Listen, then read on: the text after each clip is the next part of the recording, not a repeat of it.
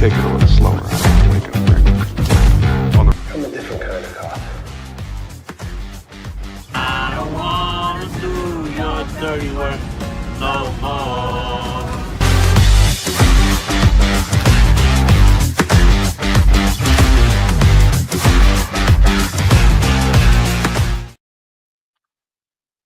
We're here. We're back. We're starting season 6. Open the poll currently right now. How long until Cody binge watches the rest of the Shield? Find out. I'm actually trying to find offsetting TV shows slash movies to stop myself right now because it is not easy. Yeah, should be fun. Should be interesting. I didn't think this was the last show that I thought would be the one that hooked me, and I'm invested way too much. But Mark has not been kidnapped by Vic Mackey. He is not being concerned about him dropping the grenade in his friend's car. He's on vacay, so he decided to stay dedicated to the people. We normally do a 2-hour show. He talks the longest out of all 3 of us. I wonder how long that chair doesn't look the most comfortable in the world. So we'll see how long until he just lays on the bed and turns the camera and just starts talking. But we'll find out. But overall, before you went on vacay, you watched these TV shows. So how was it for you, and how are you? Oh yeah, this was yeah, it is what it is. Yeah, I'm just I'm just here, Gio, just enjoying things, on the beach and drinking all day, just ready to go. Oh, we got a lit mark for this one. This should be fun. Matt, how are you? How was your viewing experience? I'm doing good. And we finally got to season 6. The end is in sight.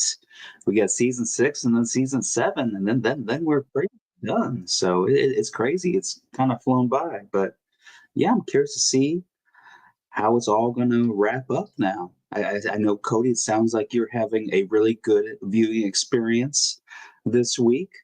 What's going on? Yeah, it was a good week. Well, 2 of these shows were really good.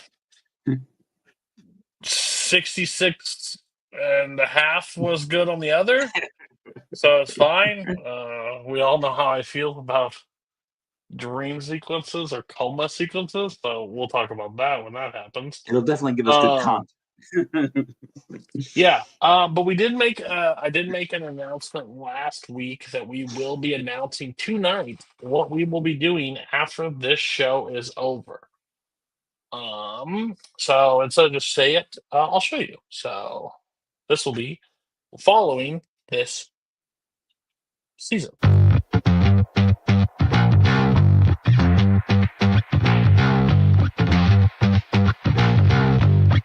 You wonder ever you're a bad man? The world needs bad men. We keep the other bad men from the door.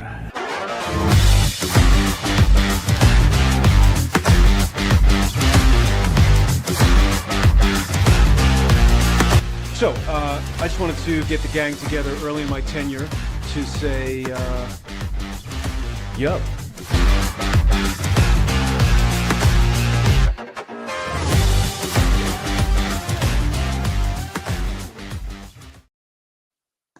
That is what's happening. Succession, The Leftovers, and why did I just forget to True Detective? True Detective, all on Max, all provided. I will be covering Succession. Mark will be covering True Detective, and Matt will be picking The Leftovers. I don't know if he gets to pick. We just picked the one. Literally, I just get to pick what I want first, and then I let them just decide because they watch all the TV, and I think Succession will be lined up more with me than anything else. Yeah, I'm really excited for it. It's all 3 shows I've never seen. This will be the first time that we do a show where I think Mark has fully just not seen anything, right? Right. Because you saw parts of Shield, you saw parts of. I have not seen any of Succession, so that is going to be. So me It's going to be will be completely new for me and you. Yeah, me and Mark will be completely blind on Succession. So Matt will be on pens and needles week to week. What we think, what we decide, what we discuss. But it'll be shorter since there's 30 episodes, right? Around give or take 40. Yeah. Basically, that will close out that will close into this rest of our year here, and then over into our break where we take before we launch the next season 3 fully. But yeah, really excited for that. Really excited. Why we decided what we decided? Just because it felt the same framework, and I think Matt and Mark are curious of how I will deal with leftovers. True Detective is ups downs I've heard, so that's interesting. But also, I think one of the best seasons of television it's described as, and Succession is you guys gonna love reviews. it? Yeah. Rave reviews. I just have never watched it, so I'm really excited to actually check that out. So, yeah, but we're gonna start here because this is what we do. We're in the Shield.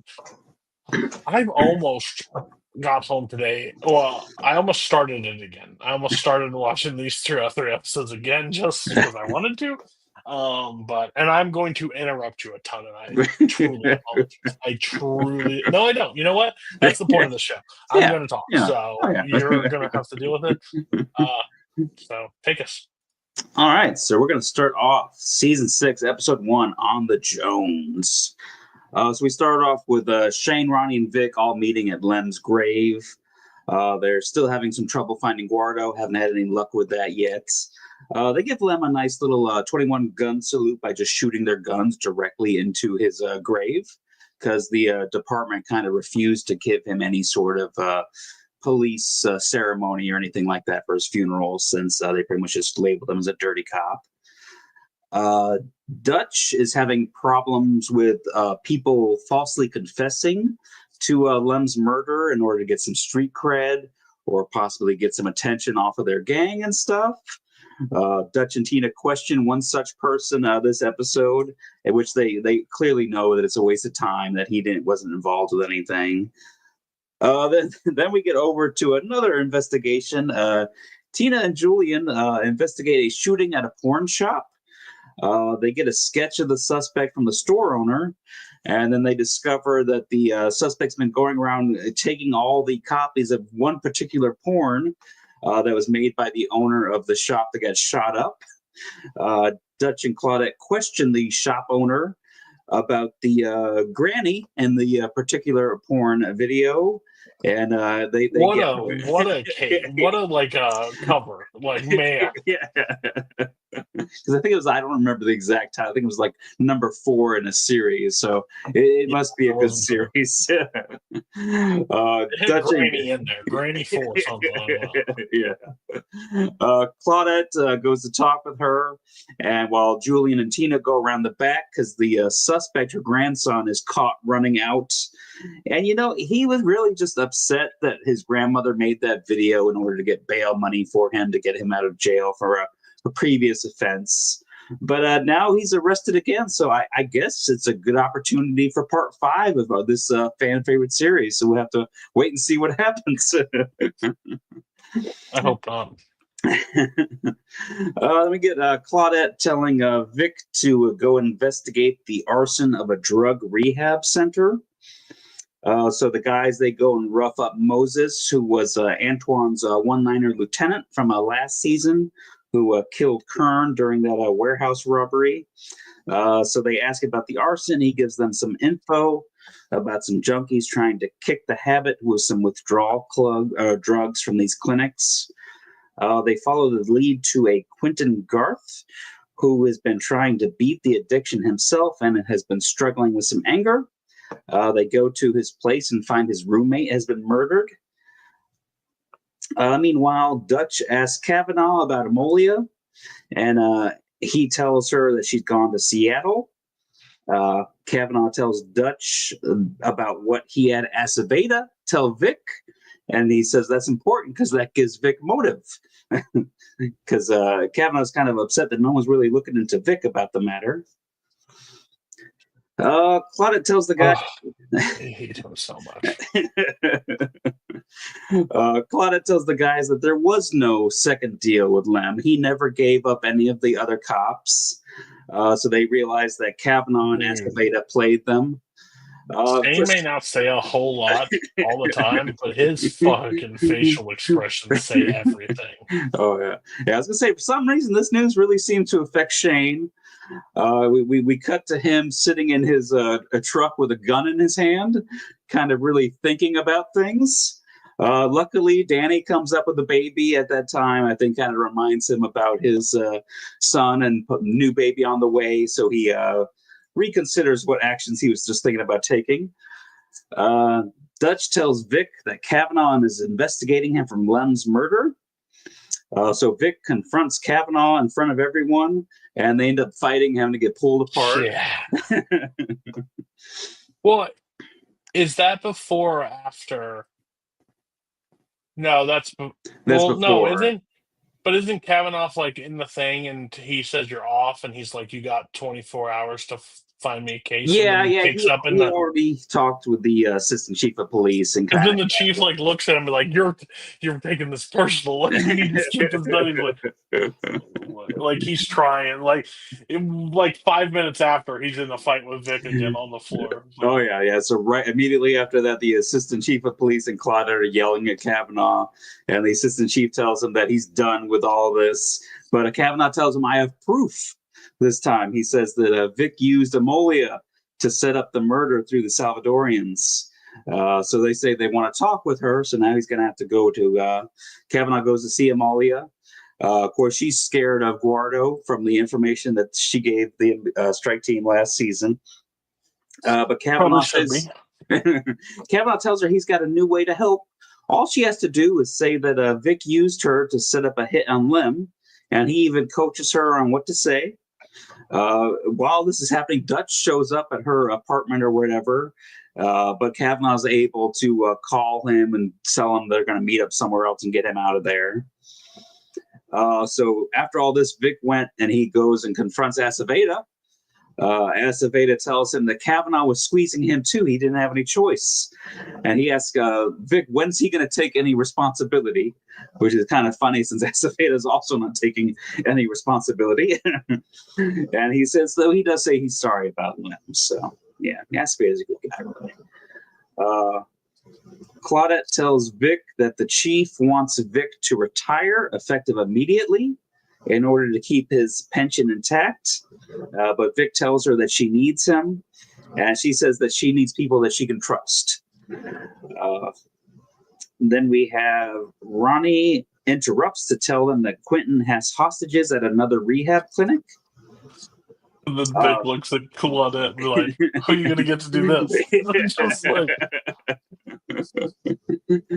Yeah, so they all suit up and head over there. No ball with the ball this time, just suiting up regular. Shane's head isn't quite in the game during all of this. He's still got a lot on his mind. And the baby crying there in the clinic isn't really helping. So he just drops his gun and just walks down there to talk to Quentin, who's pretty much poured gasoline all over the room with the hostages and stuff. He tells him that he wants to trade places with the baby. And Quentin's thinking about it a little bit. He ends up moving the baby into the closet. But just when Quentin's about to go get Shane, Vic jumps through the skylight, and Shane is able to subdue Quentin. One of the most ridiculous raids I've ever seen in my life. Like, what are you doing? What was your plan there? That was your plan? That was the plan? Well, I'm sure at first they were probably just getting a better look, but Shane kind of forced their hand. Yeah. Corrine goes and visits Danny because she's been looking for Vic this whole episode. She tells her that she hasn't seen him and that she and Vic aren't a thing, so she doesn't need to worry about that. Corrine just tells her to kind of keep an eye out for signs that the baby has autism. I don't know if that was meant as a dig or not on her, but then Kavanaugh shows up at the barn with Amolia. She tells Claudette and Dutch the story that Kavanaugh coached her on, but Dutch and Claudette both think that something's a little bit off about the story. Vic Seems too perfect. Seems too planned. Like, yeah. Vic finally goes and sees Corrine at the hospital to get patched up, and she tells him that he needs to visit the kids. And then Vic and Shane kind of talk, kind of ask him what's going on with him. He tells Shane to stop beating himself up over Lem. It's not their fault. He also tells them about the brass trying to push him out, and that's why it's important. Shane can't get reckless now, and Shane says that he can't lose him too.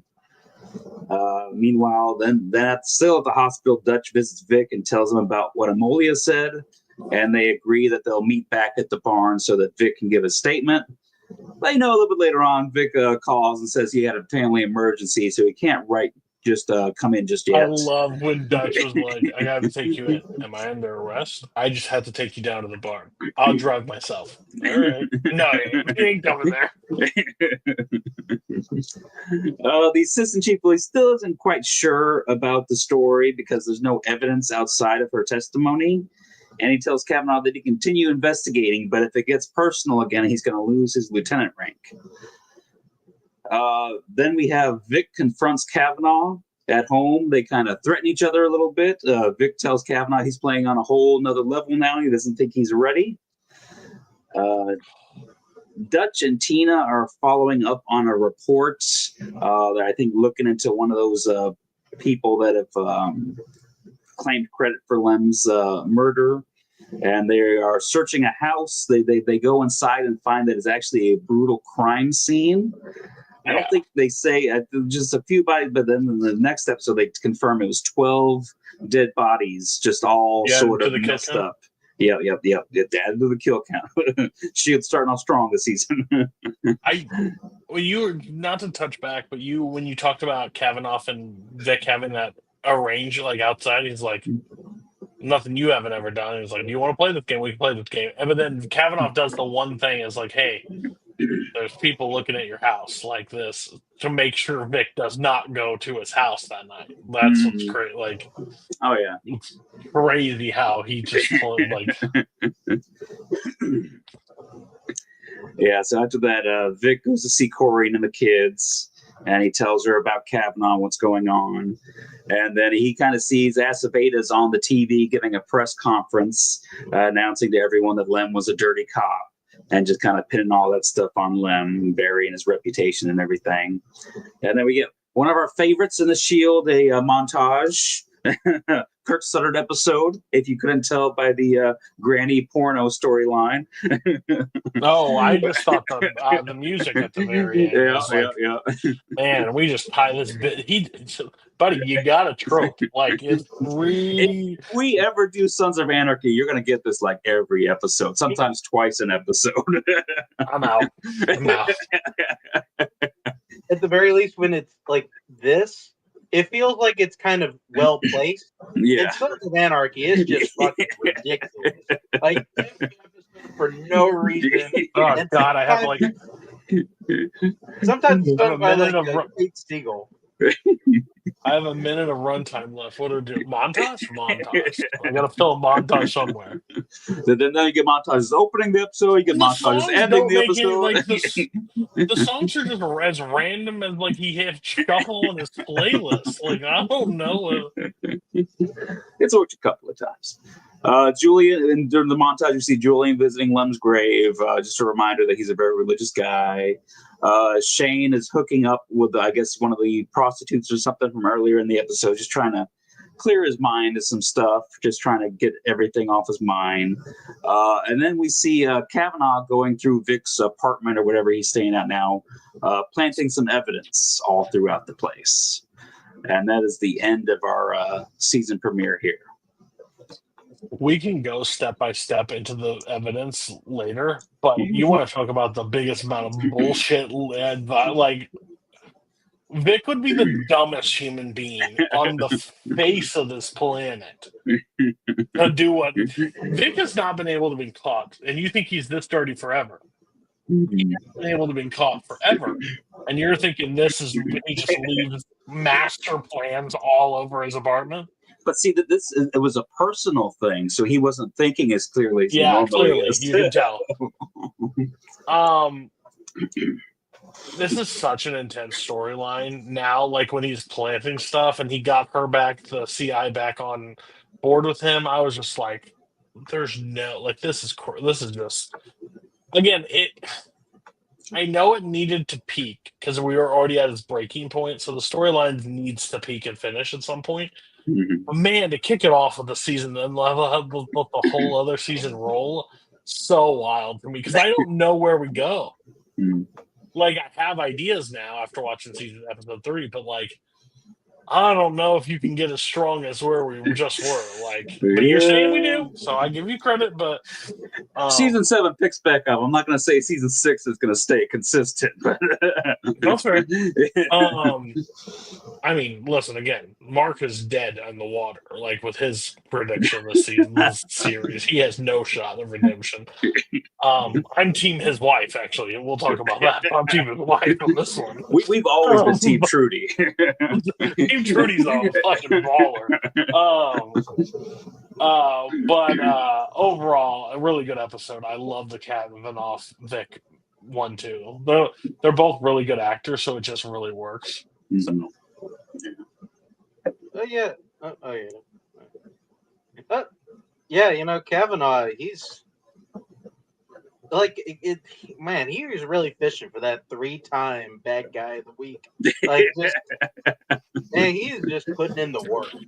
I'll just say that. I kind of echo a lot of what Cody said. Just we're starting off like at a very good spot here.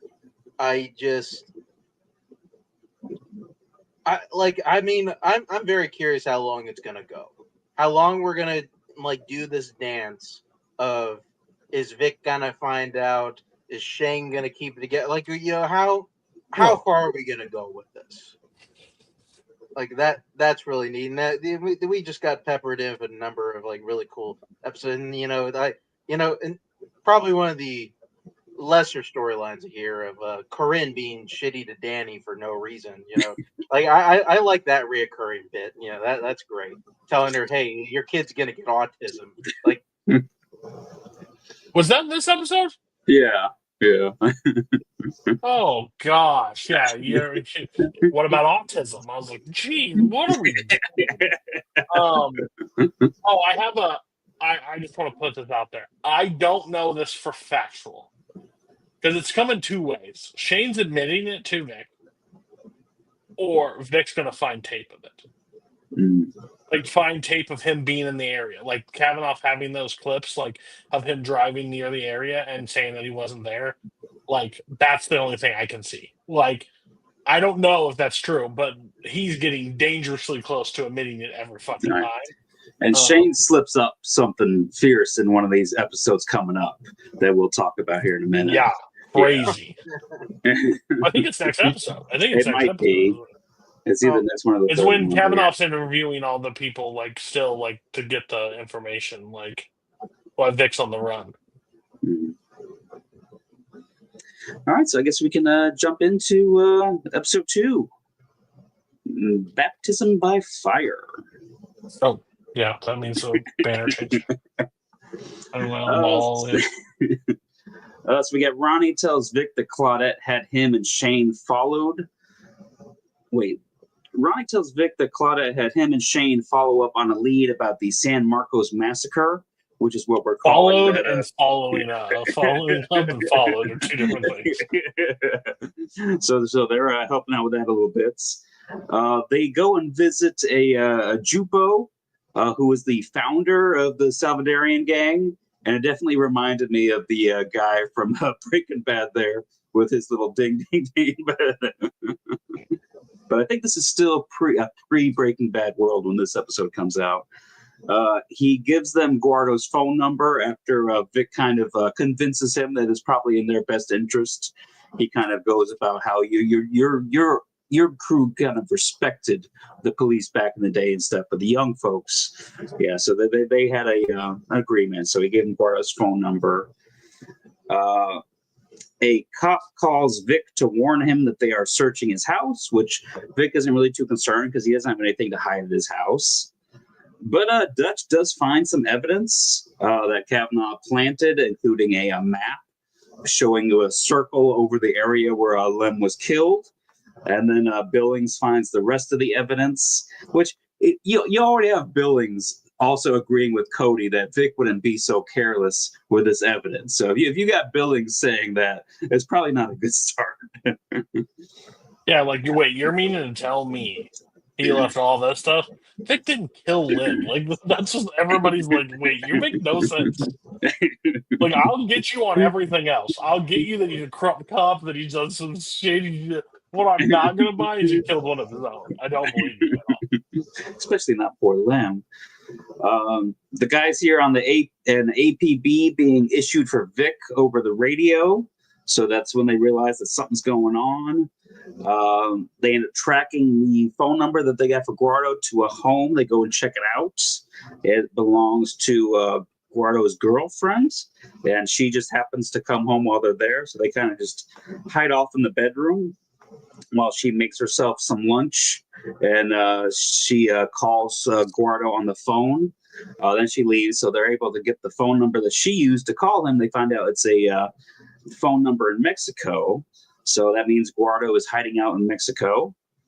Aceveda tells Claudette that all 12 of the murders are being dumped on Farmington's numbers, which aren't looking very good right now. But, Aceveda, he's a good guy. He can help her out with that, and he can even get her some more officers to help out. All he asks for is just, he wants a few favors here and there. He wants all the information she has on Vic and stuff. Shane and Ronnie return to the barn saying that they don't know where Vic is. Dutch and Kavanaugh question Shane and tells them all the evidence that they have on Vic. And for some reason, Shane is really adamant that Vic did not kill Lem. He thinks that maybe Amolia or Kavanaugh might have planted the evidence, which really gets Dutch. Dutch is already starting to think this, so this only makes it even worse. That interrogation with Shane is so good because Shane's just speaking matter of fact. Like, he's like, you've had him on this for months, and all of a sudden when you're about to be pulled off of it, you find key evidence to prove this. Like, yeah, okay, maybe you planted it. And like Forrest Whitaker's like acting where he just had like the twitch of the eye like there, and Dutch is sitting there like, motherfucker, what is this? Like, something's rotten in Tokyo right now. I don't know what the fuck it is. Probably nobody. Like, I just love it too. Oh yeah, the $500. Knows that Vic didn't do it, so he's got some insider information there. Take the money and get it to Dustin for Prince. Like, we'll prove it. And like, and I love like when he finds the map in there with the map with the X in the circle of right where Lim died. Like Vic needs to map out exactly where he's gonna kill somebody. Like, that's crazy. Like, Vic doesn't know that whole territory like the back of his hand. And then he looks at Dutch and Billingsley and is like, if he's this careless, so maybe he left more. Let's look around. You are so thirsty right now, my guy. You have no clue how stupid you look. Oh, yeah. He's a little blinded at the moment. Vic talks with one of his contacts and ends up taking his car and his phone. He goes and meets the Mexican cop friend that they've worked with in the last season. They make an agreement to kind of help each other get what they need. The guy's going to go to Mexico and find Guardo for him, and he's going to go find these kids that the guy needs to get back to Mexico. This isn't a nitpick, but this is the fastest kidnapping and solving case I've ever seen in my life. This is like one of those unrealistic missions you get in a video game that you have to drive across and no infractions, and Vic is able to pass with flying colors. I don't know how many days pass or how many hours or whatever. It literally feels like 15 minutes. Oh, it's a day, if that. Yeah, it is so fast. He has those kids in that car ready to drop off. Fast. Oh, yeah. Yeah, it was a flawless victory for Vic there. So let me see, where was that? So Shane calls Ronnie to get help tracking down the Bizlats information that Vic needs. And Ronnie tells Vic about the evidence that was found, which, of course, Vic says is bullshit. Dutch and Tina try questioning Amolia, but Kavanaugh interrupts and gets her out of there, which only makes Dutch even more suspicious. So Kavanaugh's really hurting himself here. Kavanaugh asks Claudette to take Dutch off of the case because of his past relationship with Corinne. And then, of course, Claudette Might be says, too personal for him. What about you? Claudette ain't buying that shit. What about you? What about If you, it's Kavanaugh? personal for Dutch for his ex-wife, what would he say about you? But she is giving no fucking shit. She got his ass hook, line, and sinker. I think Kavanaugh might have forgot that Claudette was in the room when he told them that Vic slept with his ex-wife. Yeah, exactly. Dumbass. This is the part I was talking about. Shane and Ronnie have a talk. Shane tells Ronnie that he's nervous they will make the murder charge stick with Vic. And he asks, what if he says that he was with Lem at the time and he still happened to have one of the grenades on him from the bust and it just went off by accident? Which Ronnie tells him, making up stories won't help. And besides, that would put you as an assessor, aiding and abetting and stuff. Yeah, So, yeah. dumbass. Like, what? Like, what if I just say that I dropped the grenade? Like, what if I? Like, it's just... I just happened to have a grenade on me and it went off by accident. Like, I took one from the old thing, and what if I, like, accidentally dropped the pin and, like, blown Lim's guts out? Like, what? Who's to say? Well, I got a few questions. Fucker, why aren't you admitting it? Why aren't you admitting it now? Two. He's not admitting. It's a hypothetical. They're trying to help Vic out. Seems really logical to me. Ronnie even says that's a ridiculous story that could never work. That's an idea. Believe me. Let me tell you. My guy. Let me tell you, it'll work a lot better than you think. That's all it is. Ronnie's like, let the guys with the brains handle this situation. You just go fucking Shane, dumbass. But Vic takes the information. He goes to the Bizlats trying to find this guy that he needs to get the kids from. After a tense Mexican standoff, Vic takes the Bizlat leader with him, gets the information to find the guy, and then just chucks the guy out the car. Vic is then able to get the guy, and he tells Vic where he can find the kids. Vic goes and gets the kids, and like Cody said, he does this real quick. He brings the kids to the Mexican cop. However, he did not have as much luck on his pursuit in Mexico. He wasn't able to find Guardo, so Vic's a little bit upset about that. He wasn't even able to talk to him. He wasn't even able to talk to him. Yeah, it didn't go out so well for him. So it's back to square one, kind of, for Vic. Corinne and Dutch talk, and she tells him that there's no way Vic could have done that to Lem. Corinne then confronts Kavanaugh in front of everyone and tells him about Kavanaugh's home visit that he gave her one early morning. It's probably only maybe like a week ago, if that. and she says that she wants to file charges against him. So you use your badge and you put your hands on me. And Claudette's sitting there like, come again, and Dutch is like, what? Are you serious? I'm serious. I'm like, oh shit. Claudette tells Dutch that they need to find the truth. He tells her about his Kavanaugh suspicions, and she tells him to kind of pursue those. And Claudette's decided she's going to go question Amolia. But of course, Kavanaugh is right behind her. He tells her that she can't do that without him in the room. So Claudette starts going hard on her when Kavanaugh interrupts. And then she immediately just walks aside, calls up two officers, and tells them to get Kavanaugh out of their room. So she looks at her and goes, you got in trouble with him and wanted to kill him and you're going to be dead. You lied, blah, blah, blah. And then when Kavanaugh stands up and puts his hand on, it's okay. And then she opens that door without saying a word and says, officers, two things will happen. Either one, you will leave, or two, these officers will make you leave. And I was just like, fucking get it, Claudette. Like, just fucking murder his ass. Because he was sitting there the first... And I love when they're walking up the stairs and he's like, oh, I can't go with Honey. Oh, that's fine. There's a viewing room right next door. You can watch all you want. That's right. Like, no. But the moment she knows she's not getting an answer, she's like, it's over. Time to go. Yeah. So Kavanaugh goes to the viewing room with Dutch. And then Claudette starts going in on Molly again, and she gets close to Molly is getting ready to break when Kavanaugh just decides enough is Dutch enough. and everybody are noticing fucking Kavanaugh dying on the like he Yeah, knows it's over. he's not holding up too well. So Kavanaugh just goes over there to talk to Claudette, and Kavanaugh confesses that he fed her the story and he planted the evidence.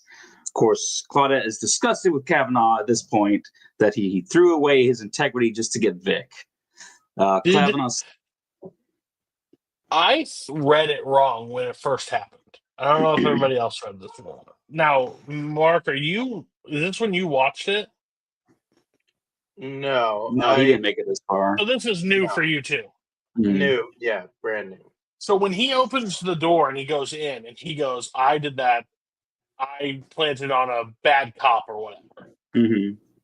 I thought it was like an upsell, like trying to like put more doubt in their mind at that point. But no, he really confessed, which I was like, did anybody else feel it was a little like anticlimactic? Like, would it have been a better choice for Amelia to say it than to Kavanaugh to admit it? No, I think it's better because Kavanaugh's not a bad guy. He's just Vic drove him to this point. I think what Matt means to say is he's an honest guy. Yeah, he's an honest cop. He's an honest guy at the end of the day.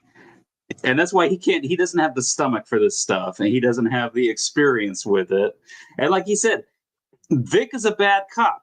Maybe he did this, maybe he didn't. I planted evidence on a bad guy. He legitimately thinks that, I don't know if he legitimately thinks he was involved in Lem's death, but he knows that Vic is a bad cop. And if it wasn't this, it's something else. So he just thought and he knew Amelia talking was going to lead to it anyways. Like he was done. Yeah. He knew at that point. Oh, yeah. Pretty That's much. fair. Yeah. And I wanted it more to be like a caught in the lie versus him confessing. I know that's the character since he's honest, but I really wanted to Amelia to say he came to my apartment today. He told me the story, what to say, and then Kavanaugh just melt. 2 more minutes, that would have happened. But yeah, so like I said, Kavanaugh still believes he's better than Vic, and so she has him arrested, and he tells her that Vic is her problem now. So then we got Shane and Ronnie meet Vic at Guardo's girlfriend's Nadia's house. Vic tells her that someone is planning to kidnap her and kill Guardo. So to protect her, they're going to take her to a safe house. Vic gives his Mexican cop friend Nadia's necklace and tells him to get word to Guardo that she's been held hostage and he needs to come back to LA. Shane asks Vic to stop this before they lose him too, but Vic says that Guardo has to pay for Lem's murder. Danny brings the baby to the barn, and Claudette tells her, hey, congratulations, you passed the sergeant exam, and we have an opening for you, but you have to come back to work right away. Otherwise, you're going back to the back of the line. Oh, yeah, you're muted, Cody. I was like, wild. You got 12 seconds to say, yeah, or you're dead. Keep your regular job. Dumbass. I just had a baby. Don't care. Figure it out. It was crazy timing.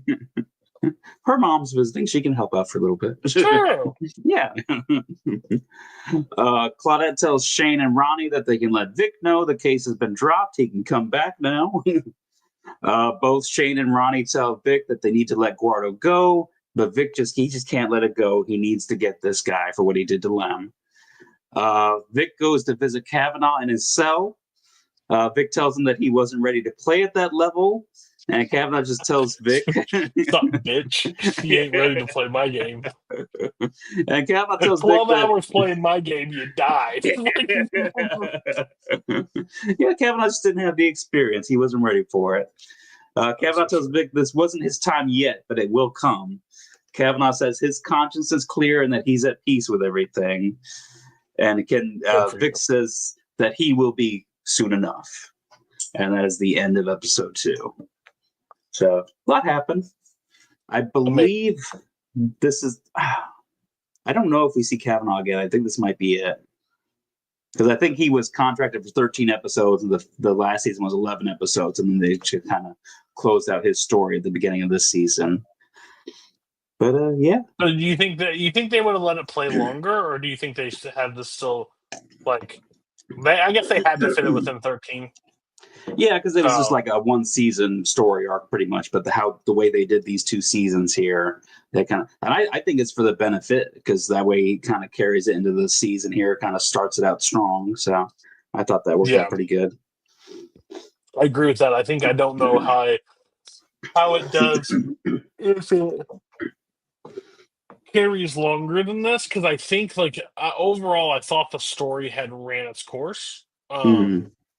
Like, I just didn't know where else we could have gone. Like, it was just not that I wanted it to end. It was just we were at a point where I'm like, you're getting short of shooting Vic or something. There wasn't really much more to do at this point. Die or like, it would have to be something complex. Like, and again, they kind of caught him. They thought we took advantage of him the last time when he busted that raid. And he got short-handed.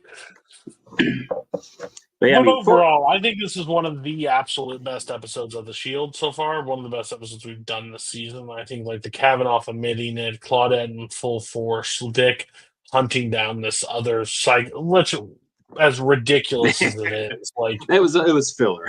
There should be no lost children in this world if Vic Mackey's on the fucking detail, because this man can find them fast. Oh yeah, he's extra motivated right now. He got that fucker in the car so fast.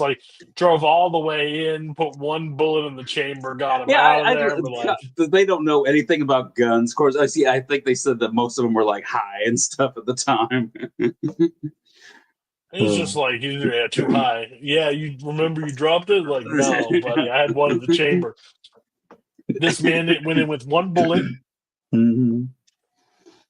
And got a guy that was highly protected out. And they're this group should all be executed tomorrow. You have the dumbest crew possible. And I do love when he's driving. He's let me out.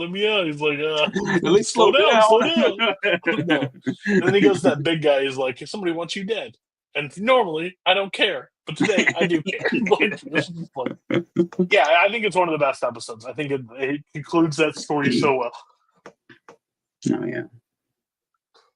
Yeah, no, we got a good wrap up to Kavanaugh. I do think it is really weird. He was contracted for 13 episodes, but we're only going to do 11, so you're just going to cut short. No, we'll just throw him in these two and work out. It'll be all good.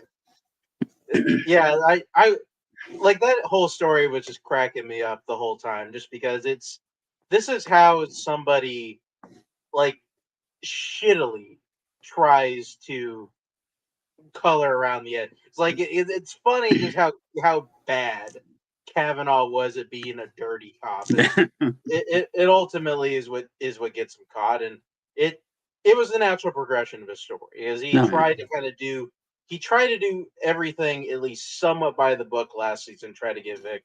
None of it worked. Goes on that end, and it's very poetic in that respect, and very interesting. And then going off of the Vic side of it, which, I mean, we're gonna get more of this in the next episode, but it's interesting because they were kind of doing this in season 3, where it felt like Vic was kind of losing it in season 3, and it kind of went nowhere. Yeah. Where that doesn't really seem to be the case here. Vic is losing his fucking mind here, and we are going into some really dangerous territory with it. Oh yeah. Yeah, pretty much losing Lem is pretty much he lost his conscience. So that's true. Yeah. But yeah, so that'll bring us to episode 3, Back to 1. Vic is watching Nadia at the safe house, waiting for Guardo to call. We got Corrine brings Shane some baby stuff, and she tells him she feels a little responsible for Lem's death. But, Shane tells her it wasn't her fault. So, yeah, Shane's a good person to say that. She tells him that she is worried about Vic, but he says that he'll be able to keep Vic safe. Shane tells Vic and Ronnie that he thinks they should step back for a minute, but Vic wants Guardo now, and that no one else is really looking for Lem's killer, so it's up to them to take care of Guardo. Dutch, Billings, and Claudette are at the scene of a triple homicide. It seems like it was either some meth heads or possibly cooks getting ingredients. They do end up getting a picture of the suspect, and Claudette teams Ronnie up with them to help out. Ronnie recognizes a military tattoo in the photograph, so they're able to trace the guy through the tattoo. They go and storm his house. They find a meth lab. Actually, I think it was like his sister's house or something. They go find a meth lab in the garage. But he isn't there because he's busy robbing another store at the time. Meanwhile, Guardo calls Vic and tells him Vic tells him that they need to meet or bad things are going to happen to Nadia. And they're going to meet in 3 hours. The Guardo tried to kind of like, well, I can be there in like a day or two. And if Vic says some of the things that might happen to Nadia, he's like, I can be there in 3 hours. Danny returns to work, so she took that position. So she's back in the barn again. The suspect for the cook is picked up and brought to the barn. Dutch, Ronnie, and Billings question him. He says that his friend got paid in advance for a big cook for a biker gang, and they just needed some supplies. But his friend is the one that did killings. He didn't do any of that. They end up tracking down the friend and arresting him. Tina is impressed when she sees Ronnie punch the guy. She's definitely liking some Ronnie. Claudette comes up with a plan to put Ronnie undercover with one of the cooks in order to catch the biker gang buyers. The biker gang shows up for the deal, and they all get arrested. So that kind of ratchets that storyline a little bit. Guardo shows up at the meeting spot, and then Vic follows him back to his place and gets the jump on him. So then Shane takes Nadia back to her place. She tells him that she's pregnant and thanks him for keeping her and Guardo safe. Just a little bit more guilt for Shane. Vic brings Guardo to an abandoned area and ties him up, hangs him from the ceiling. Guardo tells Vic that he doesn't know anything about Lem and that he had nothing to do with his murder. He says he's been in Mexico for the last 2 weeks. But Vic's not taking that. He's kind of putting a little bit of a beating on him. So Guardo eventually tells him that it was someone named Lino. Pretty much after Vic kind of threatened Nadia, he gives up that information. So Vic calls Ronnie and gets Lino's address. He gets there, but his brother tells Vic that Lino has been in jail for a month. So that was another bullshit story. Guardo asked Shane to let him go because he didn't kill the cop. But Shane says, you killed a lot of other people, though. Guardo offers him money, but Shane doesn't want any blood money. Shane's Guardo tells him that Nadia is pregnant. That's when Vic gets back and tells them that Lino has been in jail. So Vic goes back to doing some questioning / torturing for Guardo, which he tortures him a lot. He becomes a bloody mess. He's just like beating him with a chain and stuff. Yes, wild. While Shane and Ronnie are watching, but Guardo has really nothing to tell them. Shane begs Vic to stop, and Vic stops beating him, and then immediately just shoots him in the head. So he kills Guardo. He has avenged Lem's death. So we're good on that. They get rid of the body. He did.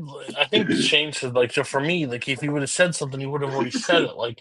And then he acted alone. Yeah. He just keeps beating with a chain, and then saying, come on, stop, blah, blah, do it for me, blah, blah. And who's the other guy? It's not Ronnie. Ronnie's, giving Shane, a weird look, I Mm-hmm. don't know if that's going to pay off later, but it just didn't look so calm.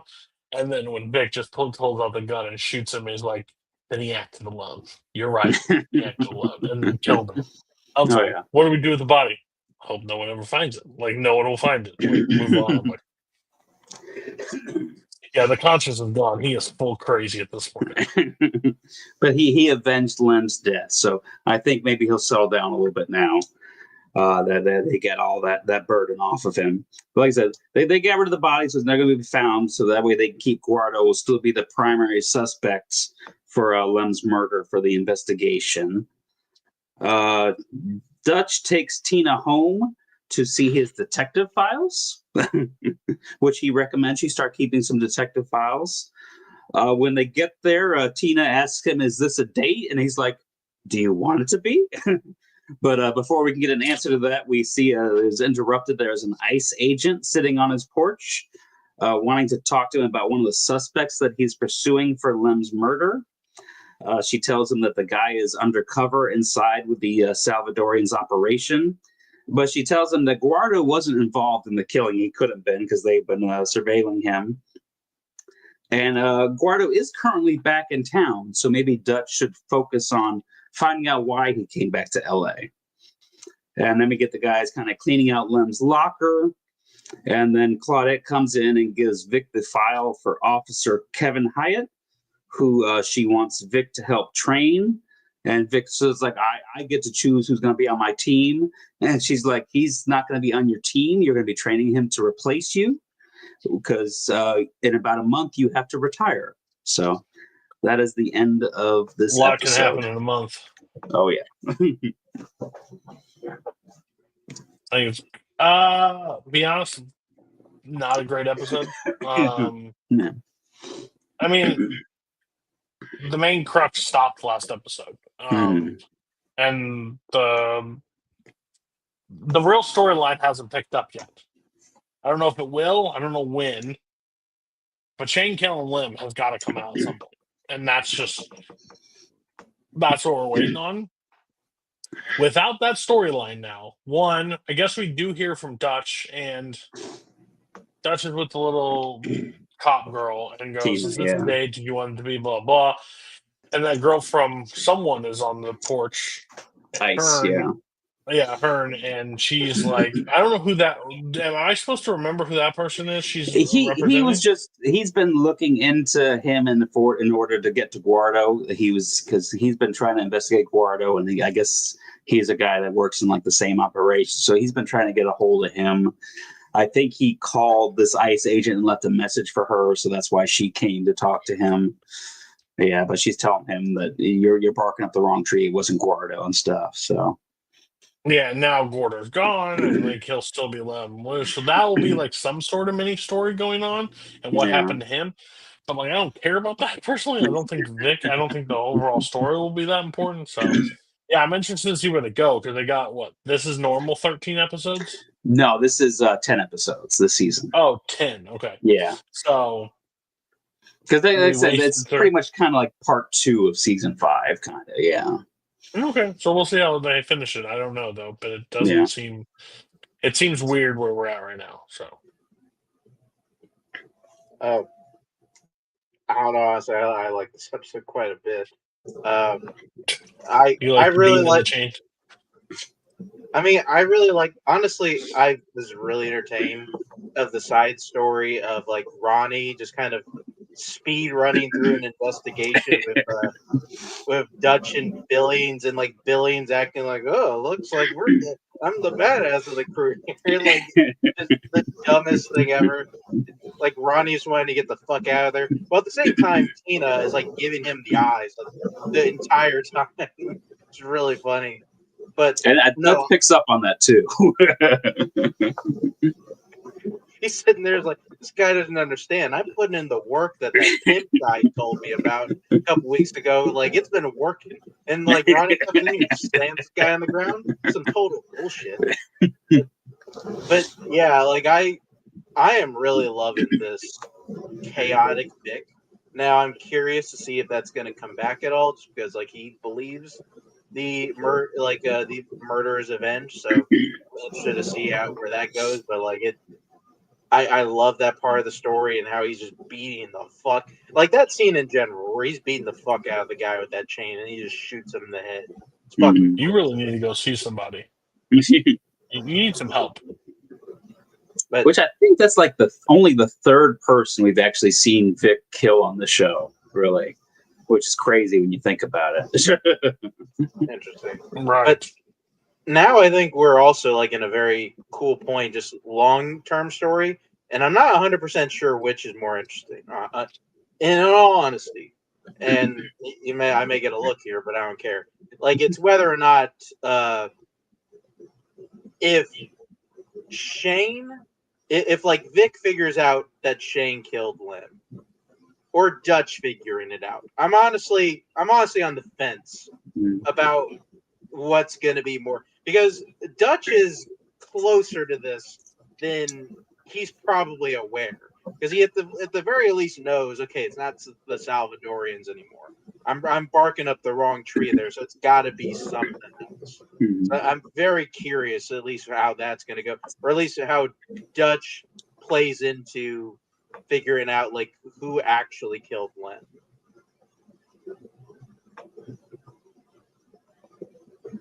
Okay. We'll have to see. Dude, drunk Mark on Mad Men. This could go on for years. I mean, it's really fitting for Mad Men because those guys don't operate with less than 2 or 3 drinks in them on a regular day. Yeah, their blood alcohol level is high. I mean, for one part in this particular episode, it's going to fit extremely well. But I mean, hell, but yeah, I drew short straw. Only got technically only 2 episodes here, since we got a 2-parter here. You got 3. It doesn't just because they part 1 and part 2. It's still 2 I had to different watch 3 run hours times. of television. So. Yeah, it was played all in one night. I remember watching this all in that one doesn't night. matter, Mark. Mark, that does not matter. If it's 90 minutes Survivor season opening, guess what? It's still fucking 1 episode, buddy. What? All right. Anyway, Matt, I'm fucking out of here. Talk about the doorway somewhere else. anyways, we start out. Oh, excuse me. Yeah, we started. We started with a burp 3 seconds into him reading. All right, yeah, we started out. We pass out. You see a moment of a man giving CPR to another man. We find out it's the doorman had collapsed, and he's getting CPR from one of Don's neighbors, Arnold. Yeah, Arnold. I keep forgetting that guy's name. We then jump to Megan and Don. They're at vacation in Hawaii. They went over there for the winter.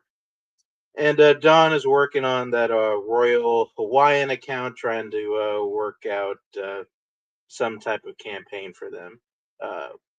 We see Megan get approached by a fan. Apparently, she has like a rising part in a new soap opera. And then, while Don's just kind of hanging out, at the bar, a good old GI notices his lighter. He's like, "Hey, you're in the service?" Yeah, and like he just starts talking to him. He turns out he's on his honeymoon, or he's on his bachelor party, doing his bachelor party. He's getting married the next day. I guess people did that back then, which seems crazy. I don't know why you would do the bachelor party like the day before the wedding. Fucking weird. Well, he's probably Sounds on leave for a horrible. few days. I mean, but he's like, "Hey, like I don't have anybody to give away my bride. You want to give away my bride?" And like Don agrees for some reason. Like so, he ends up doing that. We then see Betty going out to see the Nutcracker with Sally, one of her friends. I forget. Oh, Sandy. That was her name, Sandy, and their mother. Apparently, Betty was driving like a maniac. She gets pulled over by a cop. And we then get on to where we find out about Sandy is like she's going to Juilliard. She apparently is some accomplished violinist, and we're all kind of happy for Sandy at that moment. See Don and Megan make it back to New York. We're then brought back to the moment where that doorman collapsed, and he's getting CPR from him, and apparently some crazy thing that happened right there. So we just kind of went back to that.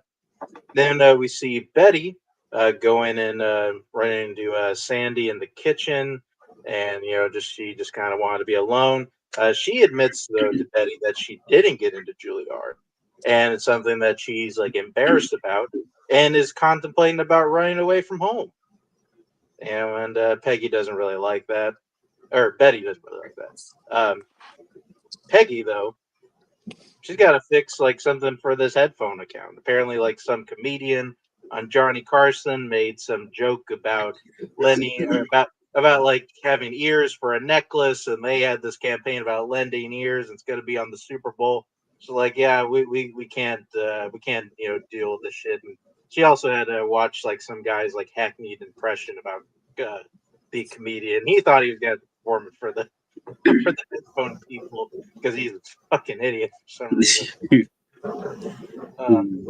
We then meet a new account guy, Bob Benson. Nobody really seems to know who he is. Everybody's He's just everywhere. I don't know who the fuck this guy is, but he just kind of happens to be perpetually on his break, if we're being honest. Like, never, don't really see the guy working all that much. Don then returns to the office, sees the partners taking photos, I think, for like some profile that they're doing. He's trying to figure out how he's selling the Royal Hawaiian campaign, trying to figure out a good idea. Don's neighbor, Arnold, came over to his office. He sees him kind of working out ideas, kind of seeing him in his element. He came to, I guess, just get a camera. I think Don was going to let him have a camera. I wasn't sure if he was like borrowing it or anything. I'll give it to him, yeah. Then we see Roger in this episode. He's going to his therapist, or he's trying to see a therapist, trying to figure out his life. But he also learns that his mother just died. So it's sad to be Roger here. Peggy has also been trying to get a hold of Ted the whole time, trying to figure out this headphone account. She was able to at least put those guys at ease for a bit, kind of doing her best Don impersonation, kind of making them feel like that, she's got this. I just need to come up with another idea. It's cool. Like, I can do it. You can trust me. Then, we then see in the middle of the photo shoot, Don realized he took that GI guy's lighter. They had the same one. He sees, oh God, like I'm not, or at least I don't think I'm Private Dinkins. At least it'd be really crazy if we found out that his name isn't Dick Whitman. It's actually Bob Dinkins. He has a third alter. I got Lord. Then see Megan has to work, and she can't go to Roger's mother's funeral, so Don has to go by himself.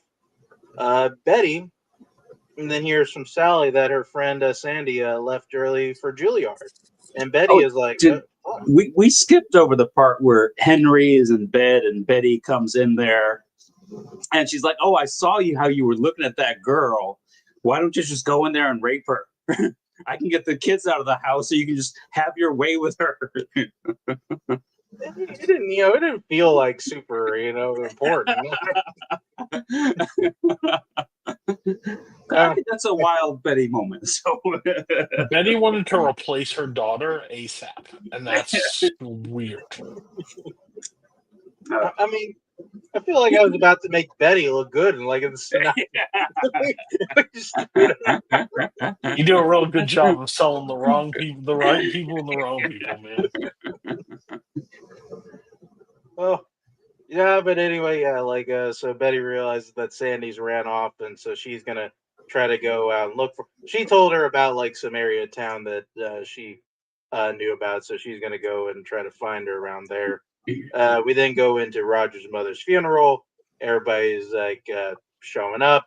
There's then some old bag that wanted to say the first words, and Roger was gonna let her. But yeah, Don showed up loaded. out of his mind drunk. I think probably with some of the drugs we've ever seen Don. So like in these, they're getting into a little bit of the eulogy, and then Don just throws up like in this umbrella holder, and so everybody rushes him out. But Roger then got upset at the same time because Mona had showed up with some other guy, and he's like, "Only family's supposed to be here. What are you doing with this guy here?" And it's like, "Roger, calm down." I was like, "No, what? Fuck it, everybody get out of here. Funeral's over, just leave." So between Don vomiting and Roger's blow up funeral ended early. Mona then goes to talk to Roger after everybody left, saying, "Hey, you could probably use this opportunity to get closer to your family." So he's going to at least try to do that. I kind of already said that. Yeah, Betty's in over that part of town. It's kind of looking for something. Kind of runs into some people who might know where she is. And, she's going to help them make some goulash because, she made some goulash. Don then asked the doorman, what he saw when he died. I don't remember what the doorman said, actually. I don't think he wanted to have the conversation to begin with. It didn't seem like something he wanted to get into. It made him very uncomfortable. He's like, I don't know, maybe like a white light or something. Betty then finds Sandy's violin in one of the buildings. She tries to convince people to tell her where they found it. They say, hey, some guy might know where it is. Just wait till he gets back. Roger's daughter then wants to talk to him about a business opportunity with her new husband. And Roger realizes that, maybe his daughter only cares about using him for his money. Betty then learns from one of the guys there that Sandy sold her violin to try to make it over to California. And that guy is also kind of a dick to Betty. And, Betty just kind of runs out of there, takes the violin from him. Although she does leave it because I think she realizes, how am I going to explain having Sandy's violin about Sandy? That seems kind of dumb. So she ends up going back to the house and just not telling anybody about what happened. So,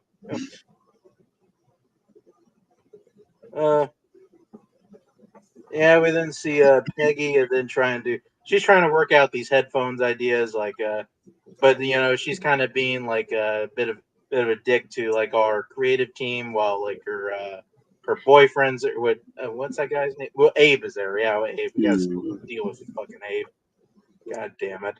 Then Ken then questions Bob's motivation. Oh yeah, because Bob sent like some arrangement over to Roger's mother's funeral, and like Kenny is like, what are you doing here, man? He's kind of questioning his motivation. He's also kind of wondering what the hell he's doing out there, and maybe he should look busy because people are gonna think you have nothing to do if you're just hanging out all the time.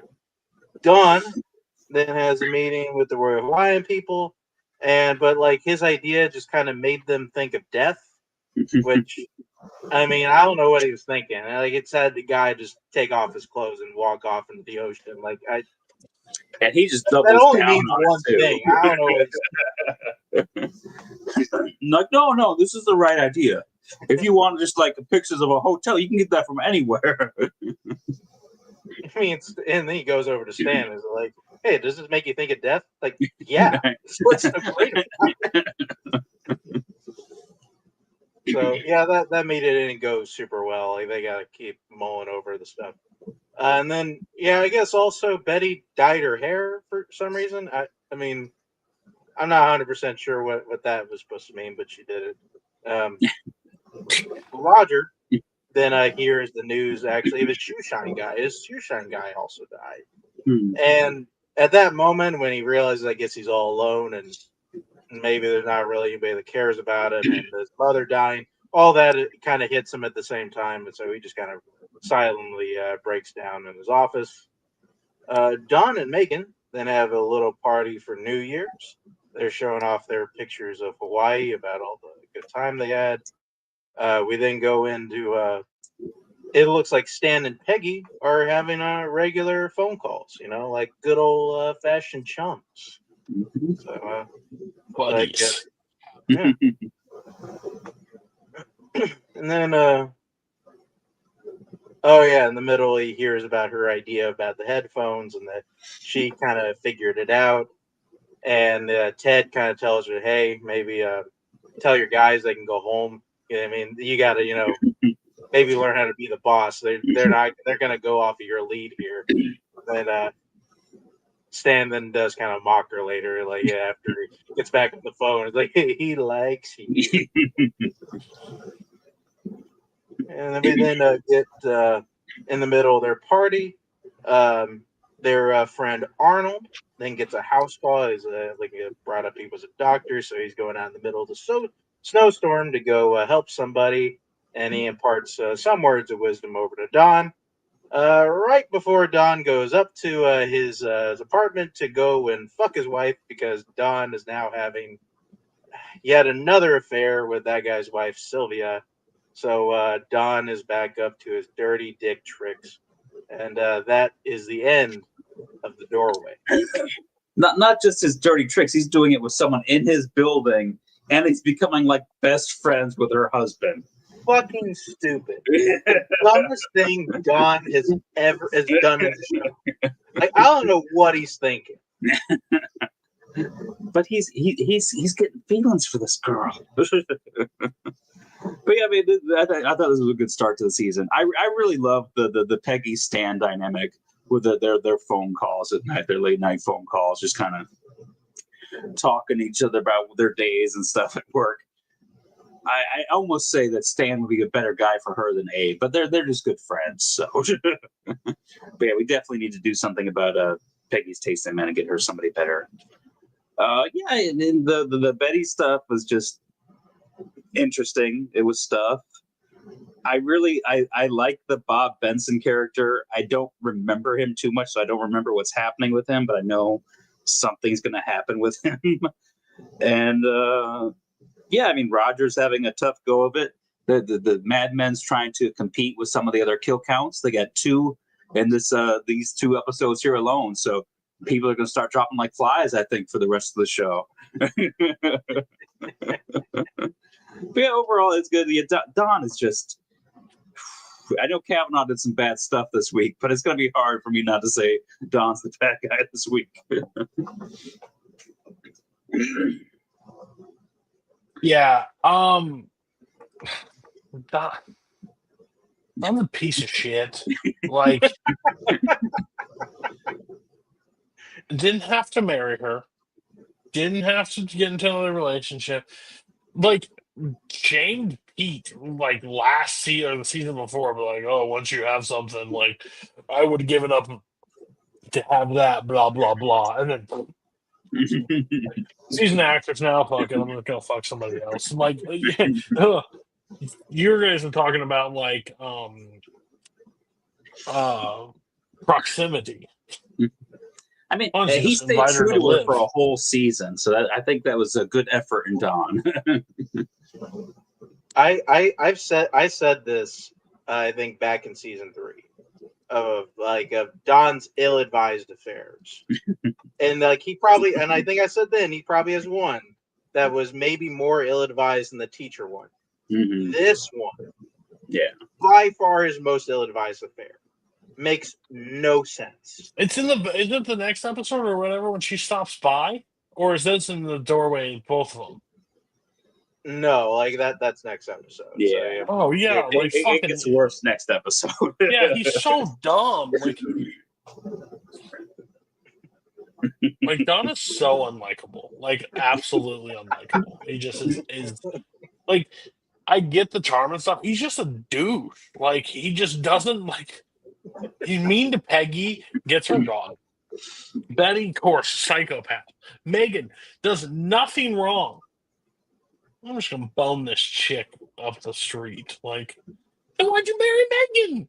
Why don't you just stay single? If you're single, you can do this. Going out and getting success on her own now. Like she doesn't need Don, and she's not going to be there for him because she's off working and stuff. But if you're single, you can do this all you want, whenever you want. There is no one has any problems. Here's the thing, though. Like, but whenever he was single, he was like banging hookers the whole time. Like Sure. He seemed to have like lost a bit of his like Don esque.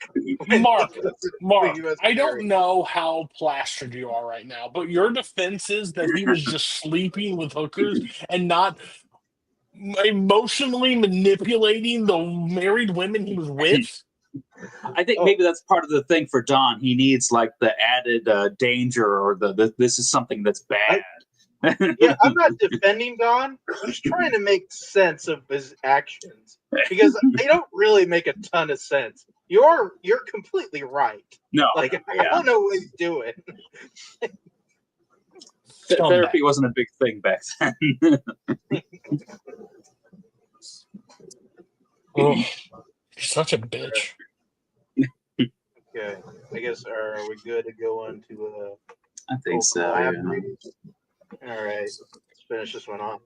Well, yeah. Speaking of bad guys and people wanting to fuck everybody, Pete and Trudy are having a dinner party, and the husbands are laying it out on Trudy, wanting to talk about her in the bunny outfit, and Pete is getting hit on by both of these wives. So, Pete lives in a crazy neighborhood, or just everybody's just trying to fuck everybody. I mean, I don't know how this happens to Pete, but maybe not so lucky. The way this kind of Because transpired. like Don, I can see how these women are just throwing himself all over Don. Pete, I don't know how this happens.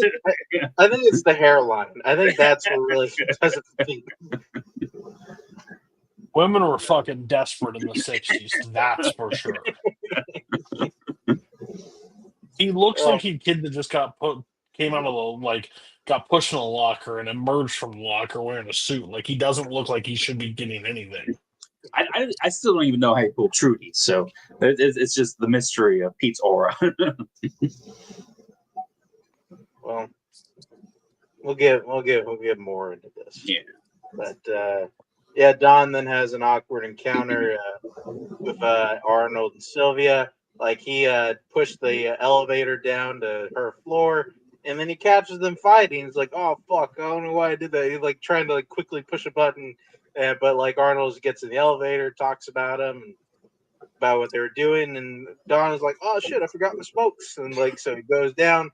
Arnold, he gets off, presses her floor, which I didn't realize this until this episode. It's only one floor lower than his apartment. Crazy work. I'm surprised he hasn't saw a fireman pole just going down to the next level. So yeah, Don goes back up to that apartment. They have sex. We then get a peek at some past storyline. We go into kind of like a teenage Don, and we're seeing him with the stepmom kind of, I guess, relatively soon after his dad died. His real dad died, and he's living in a whorehouse with the guy who would eventually become his stepdad. He's also eyeing the hookers in there, so that's what a young Don would do. Peggy then tries to show her creative team that she appreciates them. She's kind of mean. Pizza party. Yeah, and she's like, guys, listen, just because I have high standards doesn't mean I don't like you guys. Just keep doing what you're doing. And they're like, all right, thanks, coach. So they go off, and Peggy feels like she was a good boss. Pete then brings one of his wives, one of the wives of the neighbors, over to his apartment. And they were she was clearly only interested in one thing, and got her into bed relatively quickly. Although Pete though did seem to be in a hurry after he got done with that. He's like, hey, you don't mind, I got to get back to the office. Why don't you just get dressed kind of quickly? Just get out of here. Pete being the best guy possible in that scenario. We then bring in the Heinz Beans guy. Apparently, the ketchup guy wanted to talk to these guys because they've been doing such a good job with beans, vinegars, and sauces. And the ketchup guy walks out of the room, and the beans guy is like, "Hey, if you guys even talk to that guy again, I'll fucking murder your whole family." He wanted a meeting because he saw what you guys were doing, but that arrogant son of a bitch, thinking that I had nothing to do with it, he can go eat a whole bag of dicks. All right, so yeah, brought in the meeting, but you're definitely not. Don't call him again. Don't do it. Heinz sounds like a pretty cutthroat place to work. Facts. So yeah, that kind of bums Kenny out because he thought he had bagged ketchup. So he was a little upset by that. We then see Sylvia. She's walking in to do her laundry, but she then catches Megan firing the maid. Megan gets a little bit upset, and they go up to the apartment to talk a bit. And she ends up opening up to her about a miscarriage that she had, like while the last couple of days about things. I mentioned Hawaii stuff like that, but they get kind of somewhat close around that time. We're talking, then hey, Don shows up, and like Don's like, oh shit, like what's going on? It's really nice that my wife has my mistress who she can confide in with these traumatic stories. But Don doesn't know about the miscarriage too, so they kind of lit on that.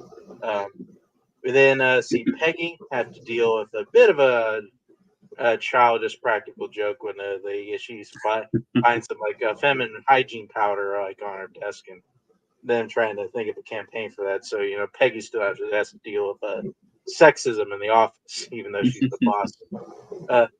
Herb then comes by the office, speaks to Joan, and he's like, "Hey, you're still thinking about me?" He's like, and she's like, "No." And hey, have you seen your dick in a little while? I was just wondering about that. Asking for a friend. But really, Herb came in. He thought, I really want to move product. So instead of like this great national campaign I know you guys want to do, how about we just focus it on local dealers? And Pete is like, I don't know, that kind of sucks for us, Herb. You sure you want us to do that? Yeah, but when you bring in those other guys, make it seem like it's your idea. That way, like they'll buy it. So, oh god, this guy's the best. So and of course, like Don doesn't like it. He also refused to shake that guy's hand, for obvious reasons. And they think this is fucking stupid, but Pete just kind of wants to do it just to kind of keep the guy happy. Peggy and Stan then have one of their calls. He does let it slip though about the Heinz ketchup thing, and Ted walks in. And like Peggy has to end the call abruptly, but she does let Ted know about the Heinz ketchup thing. So now he is aware that Heinz ketchup is unhappy with where they're at. She thought she was just telling him a funny story, but no. No. We then go over to lost me twice. Oh yeah, Megan's still feeling the effects of her miscarriage. They had a dinner that they were going to go to of Arnold and Sylvia. So she couldn't go. Still doesn't tell Don about the miscarriage though. So he heads over to the restaurant to then have dinner with just Arnold and Sylvia just by himself. But then the woman that Pete had slept with shows up on his doorstep with like just a bloodied face and a black eye. And as he goes out on the doorstep to get her, he just hears a man yell out, "She's your problem now, Campbell." And he's in trying to figure out a way how to help her, while also trying to figure out a way how she doesn't tell Trudy of what happened, even though what the fuck else is Trudy supposed to think? Like he's trying not to piss his pants is what he's trying to do. Yeah, he's trying to figure it's like, hey, don't worry, we'll get you a room. She's like, I want to stay with you in the city. And she's like, shut the fuck up. He's like, don't worry, we'll call you a cab over to this hotel. It's like, what are you talking about? Like Trudy's like, what are you talking about? I can drive her. Like, no, no, a second thought, I can drive. He's like, no. Trudy's like, no, I got it.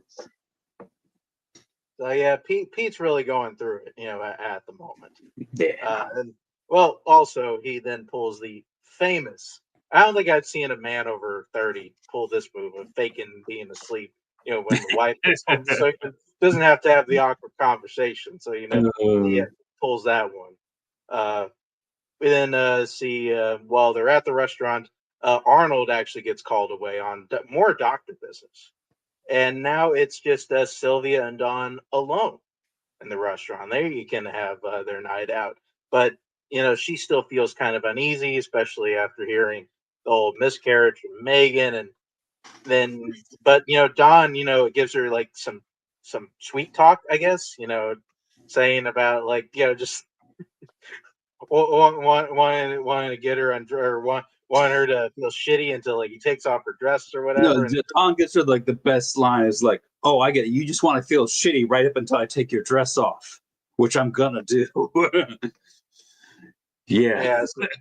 So he gives her the sex talk, really nice thing, gets her kind of in the mood, and they have the dinner, and then they have more sex.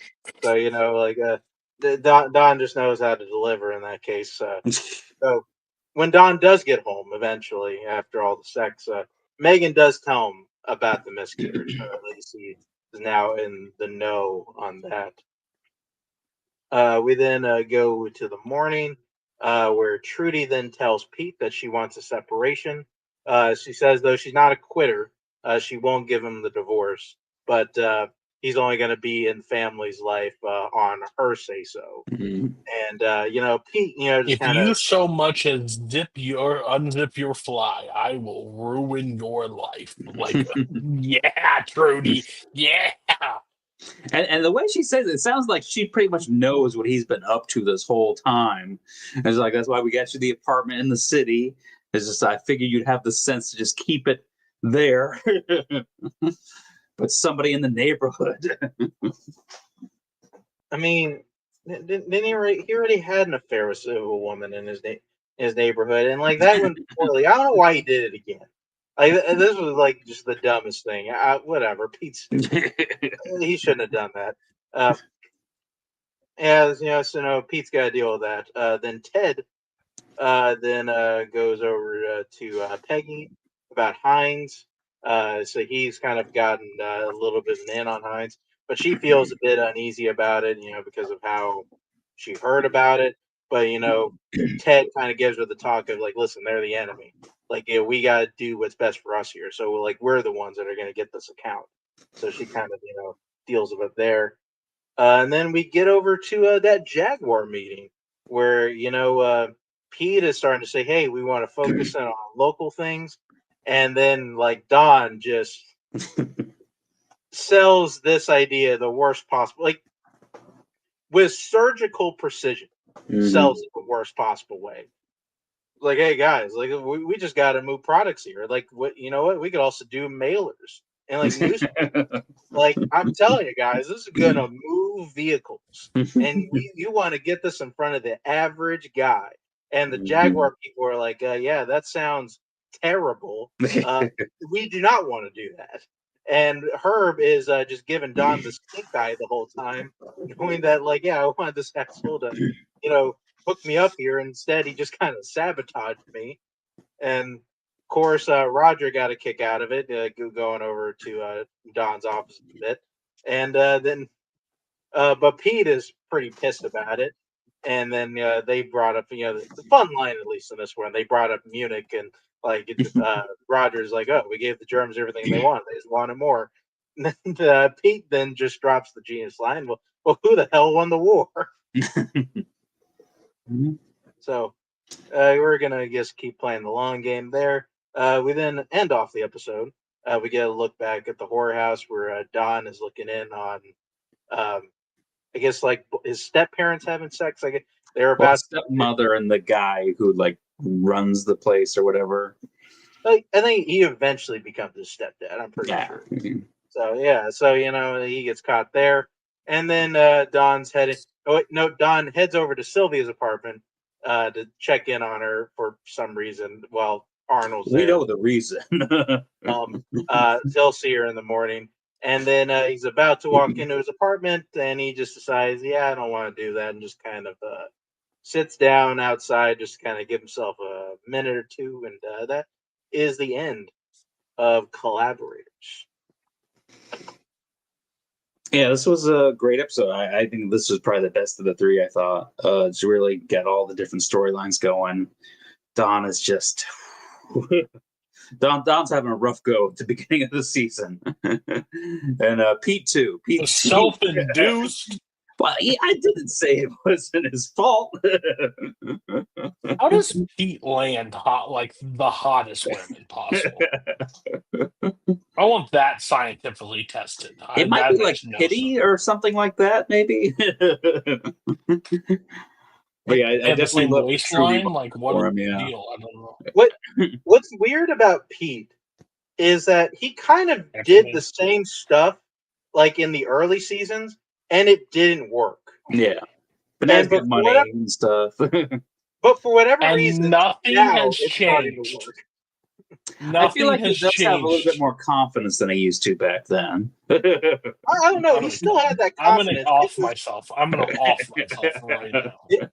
Like it was fake confidence, but he had confidence back then. Just for whatever reason, it's working. Like it's just like he has the right crowd. I guess I don't know how else to explain it. Well, it's because Don's only sticking to 2 women at a time now, so there's all these other women available for Pete.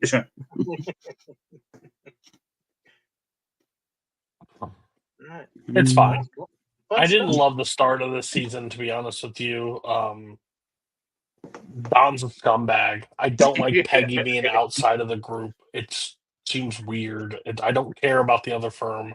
Could give a shit less. Even though it is Peggy, you can't make me care about something else. And they're not even doing a well enough job of like battling. You know, like they're slightly battling. Like there's no intro. Like I want to see him fucking Peggy swing for Dom's nuts. But there's no shots fired there. The Jaguar got exactly what he deserved. I love that. Like that's just full circle, and especially Jane just undressing him, basically talking about how small his dick is, was great. Trudy just beating the shit out of Pete, just mentally, just so good. You're like, you're gonna wake up tomorrow and regret your decisions. Fuck, I am, bitch. Like you threw a chicken out the window and almost killed 3 people. Shut up. Oh, and then fucking. Oh, you know what? I'm gonna have a mistress that lives right down the hall and have a thing, and then I'm gonna be friends with her, and then she's gonna tell me about a miscarriage. He can't. Don't worry. You don't need to tell Don about the miscarriage. You told his mistress. She'll just drop it during doggy style next. Like, what are we doing, Don? You are the dumbest human being ever. And you can't even blame it on the liquor because your blood alcohol level is a standard hammered. Like you don't have a like. Are you drunk again? No, I'm still drunk from the last time you talked to me. Like that's what he is. We've never seen him eat. He only drinks. No water has ever hit his face. So wild. The only time he ever comes in contact with water is taking a shower. And I'm not even sure he does that often. Like, oh my gosh, you are John Hamm, one. So you have the looks of John Hamm. And then you're also Don Draper. And you're just picking the people right next door to you. I thought the train Pete did on the thing on the train was wild. Don just says, "Oh, checkmate." He might as well just bend the doorman over. He's getting a little bit lazier. He doesn't want to have to go out there and actually pursue people. It's like, oh, she's just right in the building. All I get is the elevator. Well, if this line connects this line and we go to dinner together, we got problems. They had a slideshow together. He literally should just go downstairs and bend over the doorman and just take him to town and just like do a full circle. Like it don't matter to him anymore. He just, for him, I don't like Pete, but for him to look at Pete in the face and go, I don't know. If I had what you had, I would never do it again. Well, that was during the good Don moment. He at least went to a horse. Disgusting behavior. Yeah. I thought, again, bad guy of the week is getting harder and harder to pick because it's between the same assholes every week. There's no new asshole. It's the same assholes. It's the same group running down together and be like, oh, pick me this week. I want to play one. Yeah, dumbasses. We should have changed it to dumbasses of the week and just line them up. Don, Pete, Shane, Kavanaugh. We are doing an entire show about the mob.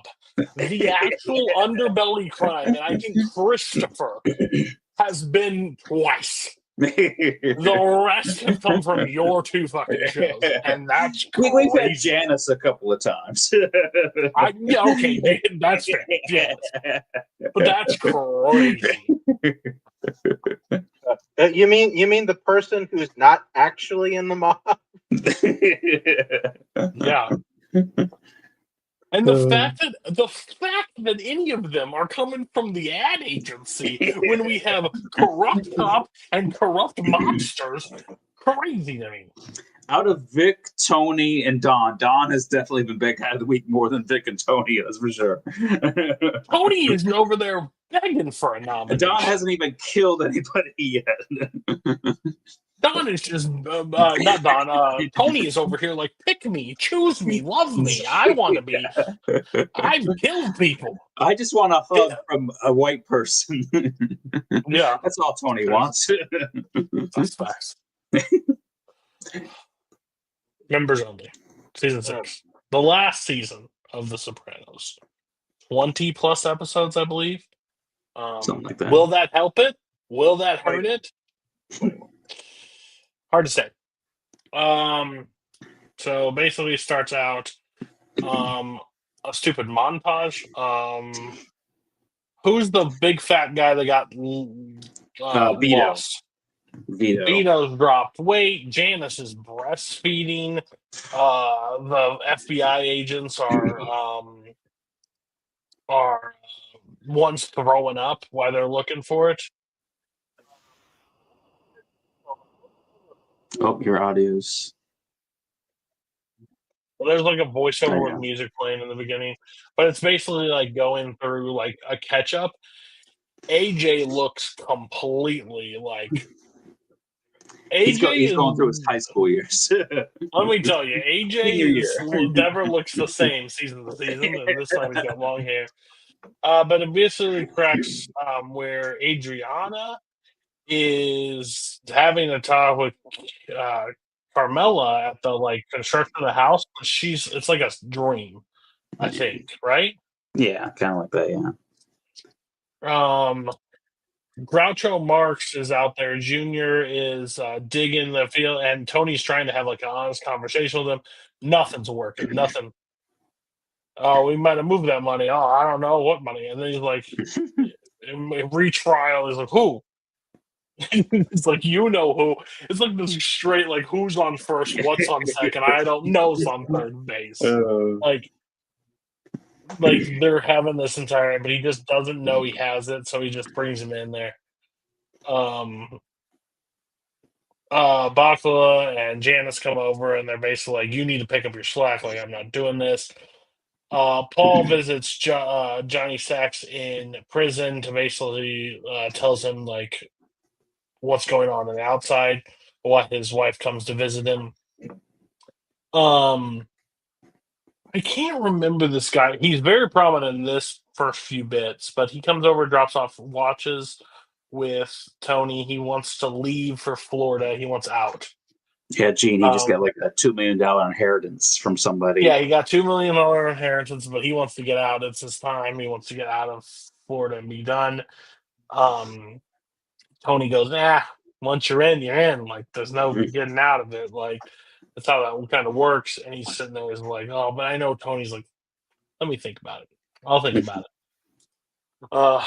Newsflash, doesn't go well, but we'll get there later. But he's talking to his wife about like moving down, where he gets into like an argument with his son. The Sopranos have found out sushi and really like sushi. I think they've eaten sushi all 3 episodes in this one. Like they're constantly there, but they're talking about them being connected. I don't remember, but 2 guys I think that are friendly with Tony or whatever. But Hesh and his friends. Yeah, Hesh and his friend one gets the living shit kicked out of him, basically. And I think there was a mix-up, like why it happened. Like they thought it was somebody else, but he basically gets his jaw wired shut.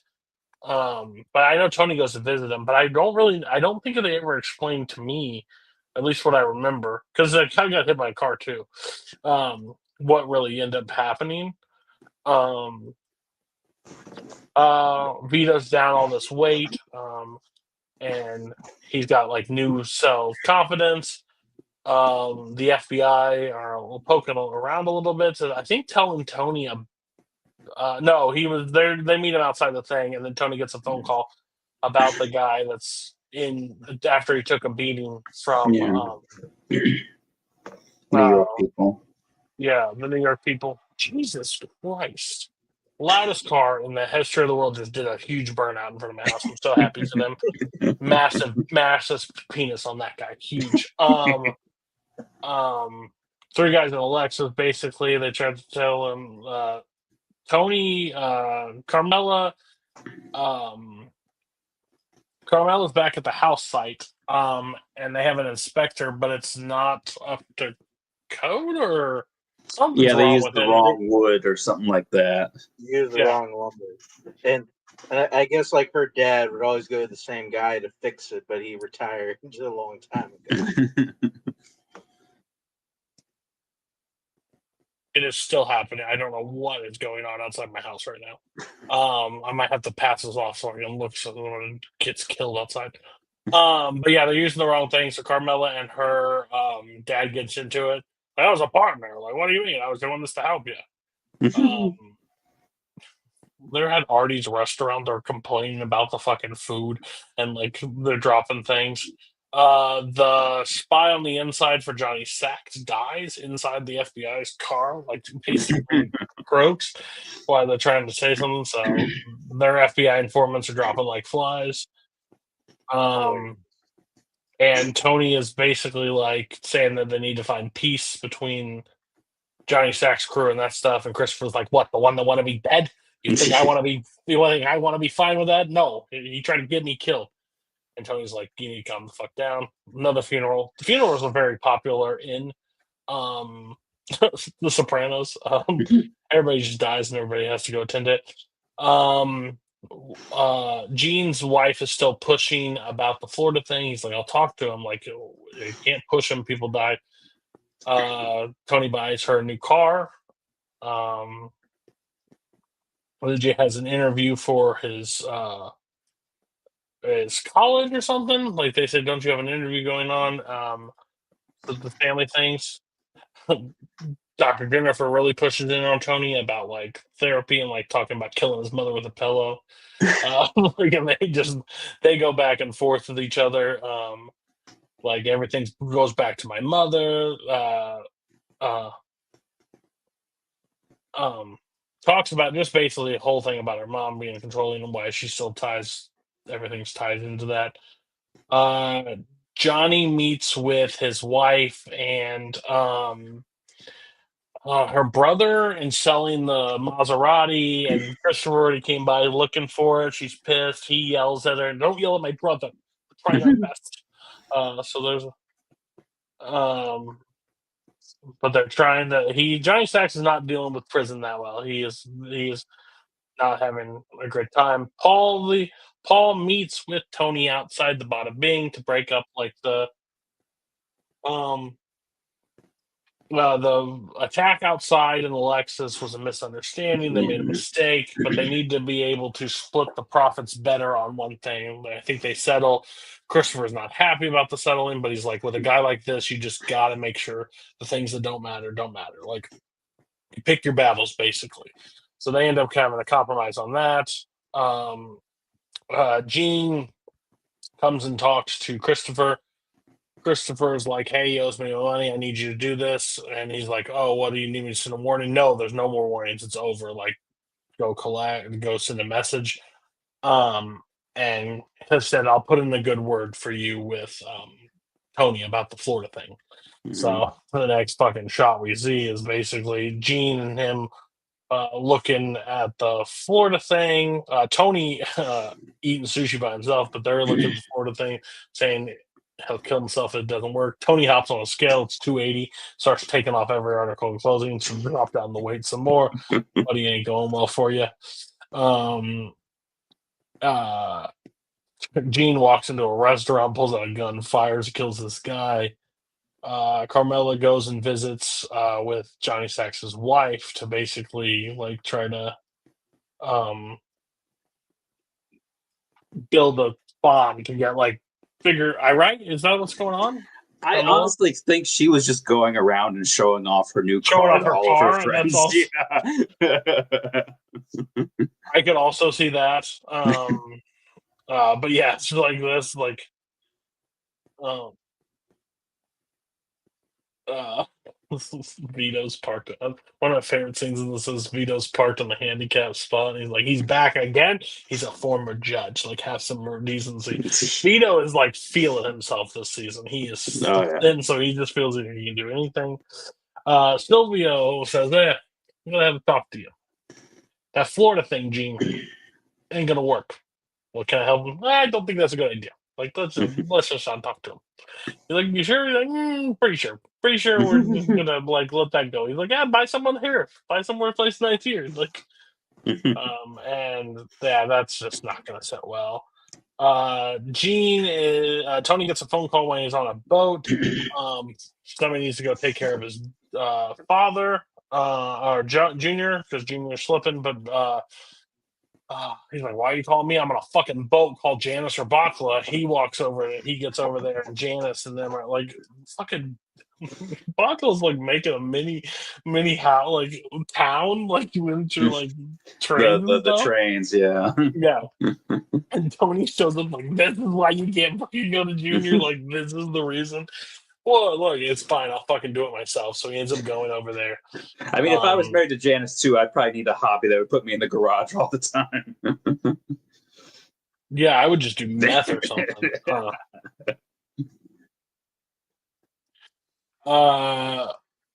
Gene tries to break the news to his wife. His wife's really not having it, but like, "It's all right. I'll buy a car. It happened." She wants out of the lifestyle. Like, this is just it. Like, she doesn't want to be around this anymore. She doesn't want to look over her shoulders. Everything's scary. Like, he doesn't like. It's not about the money thing. It's want to be completely gone, removed. Mhm. And she's like, "Listen, Ken, I know you killed people. Like, don't act like I'm stupid." Like, some harsh conversations. Gene's not doing well. Gene's like, "Well, maybe and he like walks in. I would also like a study on how many movies, like what movies are all watched in The Sopranos. I think they would be like a strength nightmare for some people. Oh, But God. like, I think he's watching Paths of Glory at this point. Yeah. Like, Junior is. Yeah. And then Tony like comes over and like talking to Junior. Junior memory's pretty bad. Gene comes in and talks about buying like a holiday. He gets a phone call, and he's an FBI informant for that don't know about that, but he's like, yeah, picking up. He's like, "But we're talking about the Florida thing ain't happening." Like, even they say it's not happening because they just lost a guy. So he's now from both ends, and then we see one of the most violent scenes I would say in The Sopranos so far.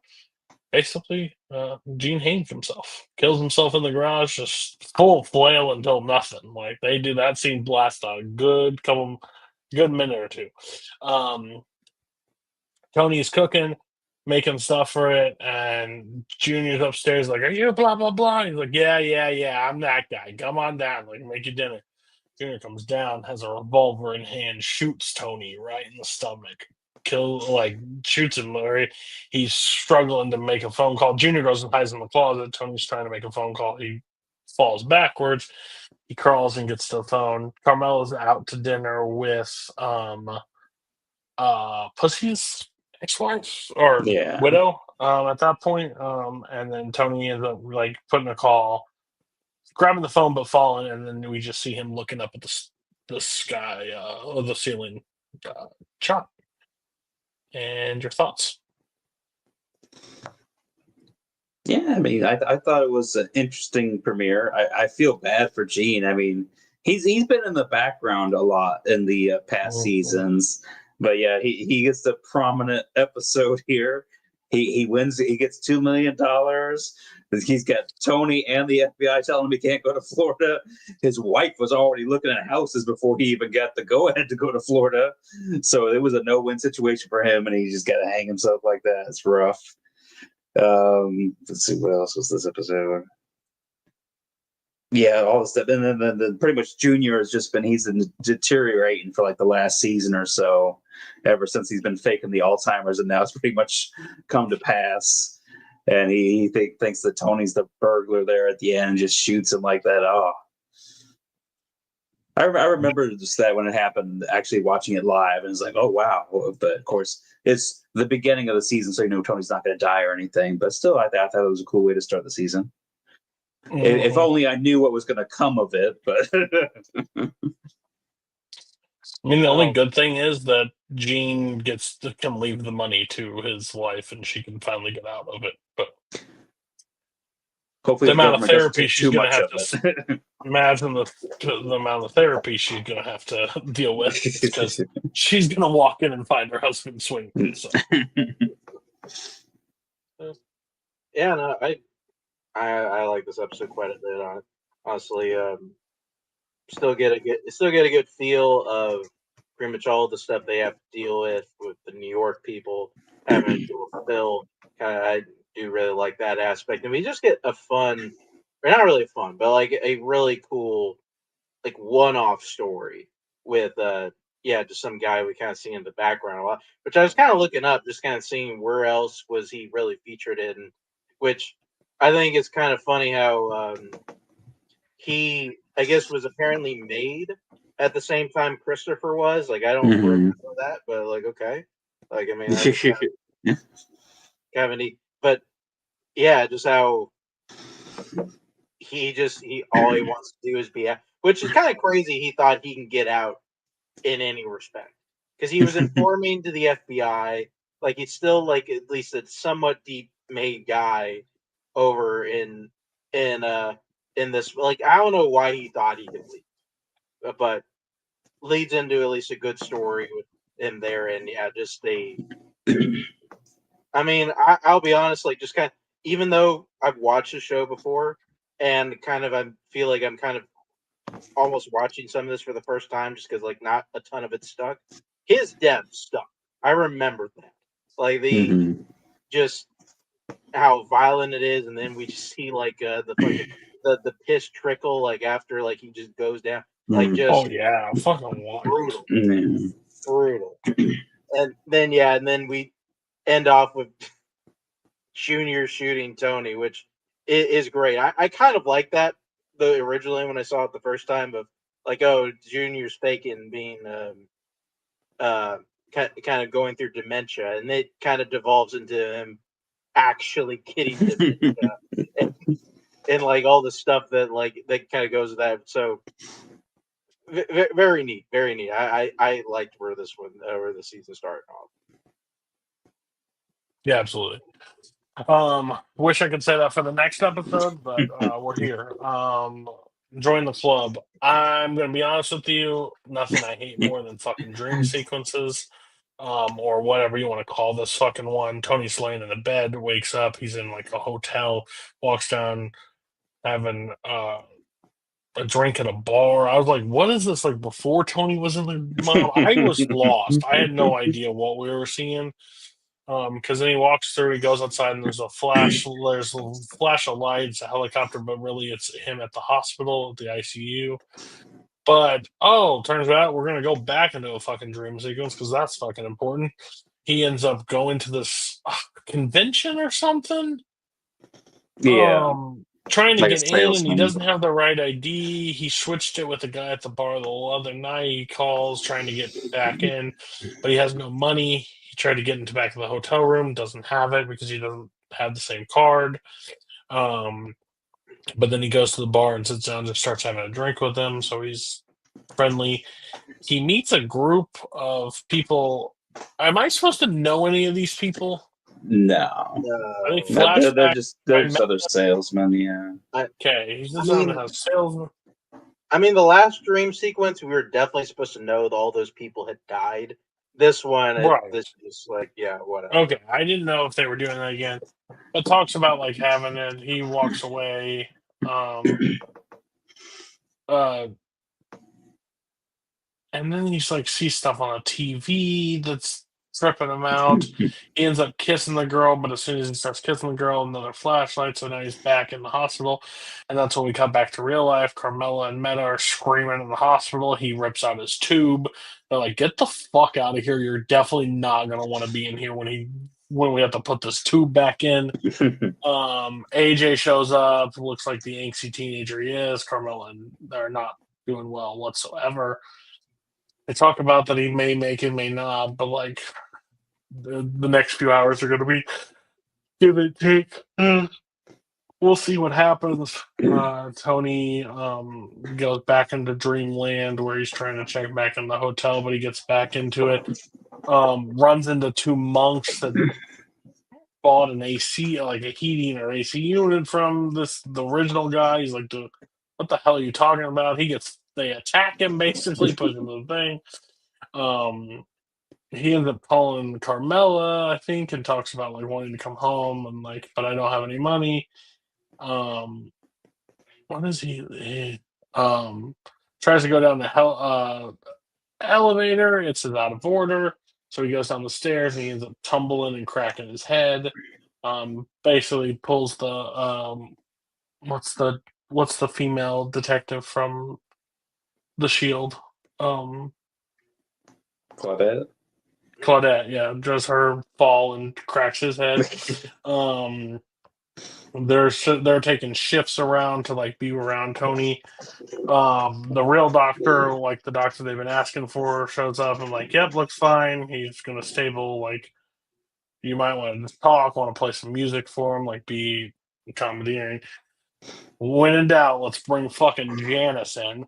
The fucking bozo the clown herself, like that will make Tony want to like go to the other side. But she like sees the hole in his stomach, like, oh my god, screaming. They interviewed Groucho Marx Jr. in there to talk about like what? I want to know if you killed him. Who are you? You're a lawyer. You fired the other one because of the numbness in his hand. You felt unsure about him. Oh, what the hell? If my son got my nephew got shot, it's because he's a depressing case. He's a depressed case. Like, it's just like no sympathy. Doesn't know who the fuck he is. He is losing it. Stelvio meets with the family basically and tells them that he's going to lead the charge. Why it is? Fucking Vito's talking like, hey, if Tony doesn't come around, like, hey, maybe I'll be in charge. That's probably not happening, Vito. I'm just going to let you know that right now. They're all sitting there. AJ's fucking talking to the camera crew outside. Carmel's like, you fucking idiot. Stop talking to people. You have one job. Did you grab the Tony Bennett CDs? Like, no, I did not. I forgot. We had one job. So they're screaming at each other. Carmela does play Smoke on the Water, I think it was. I don't even know. But something, yeah. Play some fucking classic rock. I'm like, yeah, it's going to get Tony up and dancing. Christopher messes with the FBI and talks about like the terrorist stuff, like because that's what he now took over. Carmela and them kind of share like a moment of like we'll be like I don't remember what she says, but they're like that he'll get out of this and that he's strong and he'll get out of it and blah blah. Back to the Dreamland. I think this guy's got Alzheimer's, or he said the scan is an onset, so it might be there. Meadow comes and visits with Tony and sits down with them.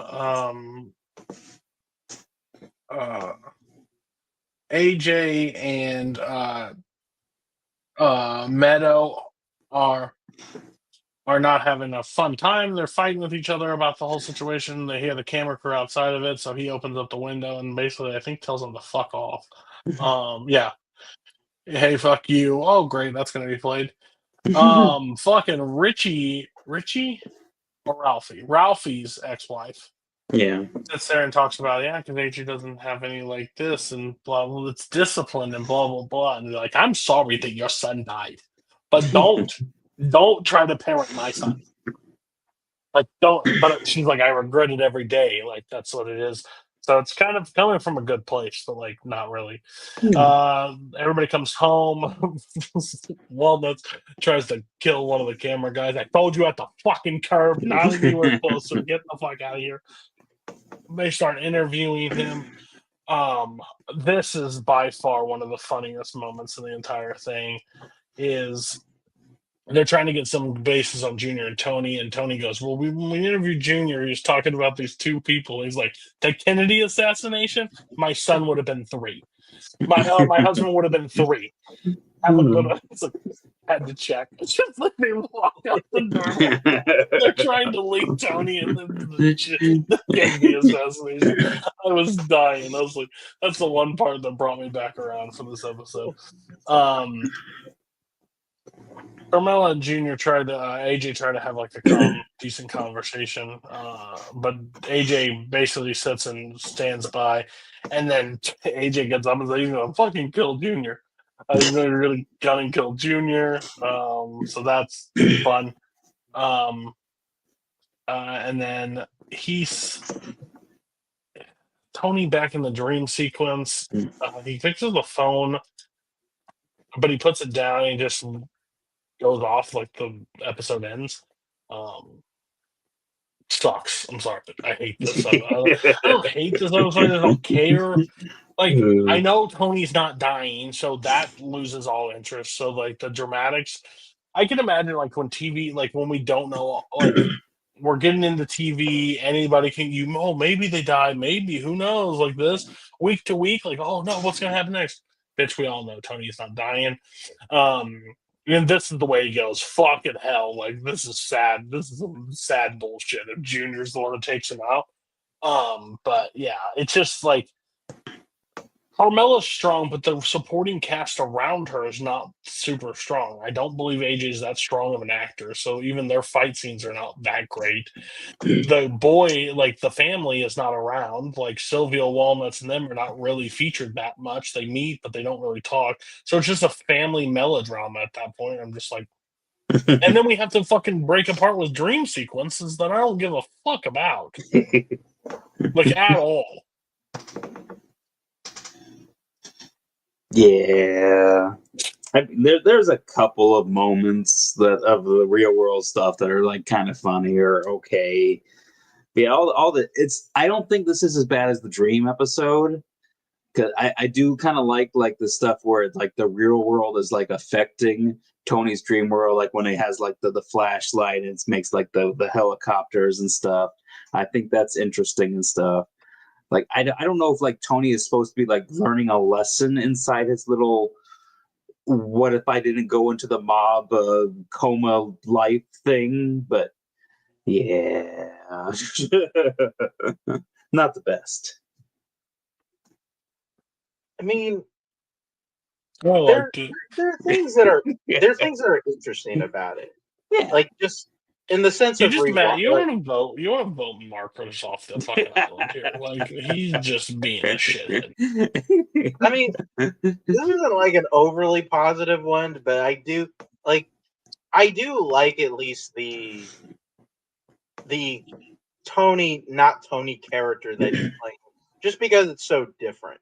It's not like Gandolfini's not playing Tony Soprano that way. He's playing like this, like kind of almost this middle manager guy, like manager, like accountant or something, which I do find kind of funny. Like it's almost as it may be weirdly in some sense how maybe Tony tries to see himself, like which is kind of odd, but whatever. I mean, there is just something kind of interesting about it, also just about him trying to find, I guess, himself in that instance, and like kind of that journey, or like kind of this purgatory journey that he's on, which is interesting. Like, and I think what I think does make this one a little bit more frustrating because that last dream sequence in the episode, I feel like had pretty defined themes in it, and this one does feel a bit all over the place. Yeah. Like it's not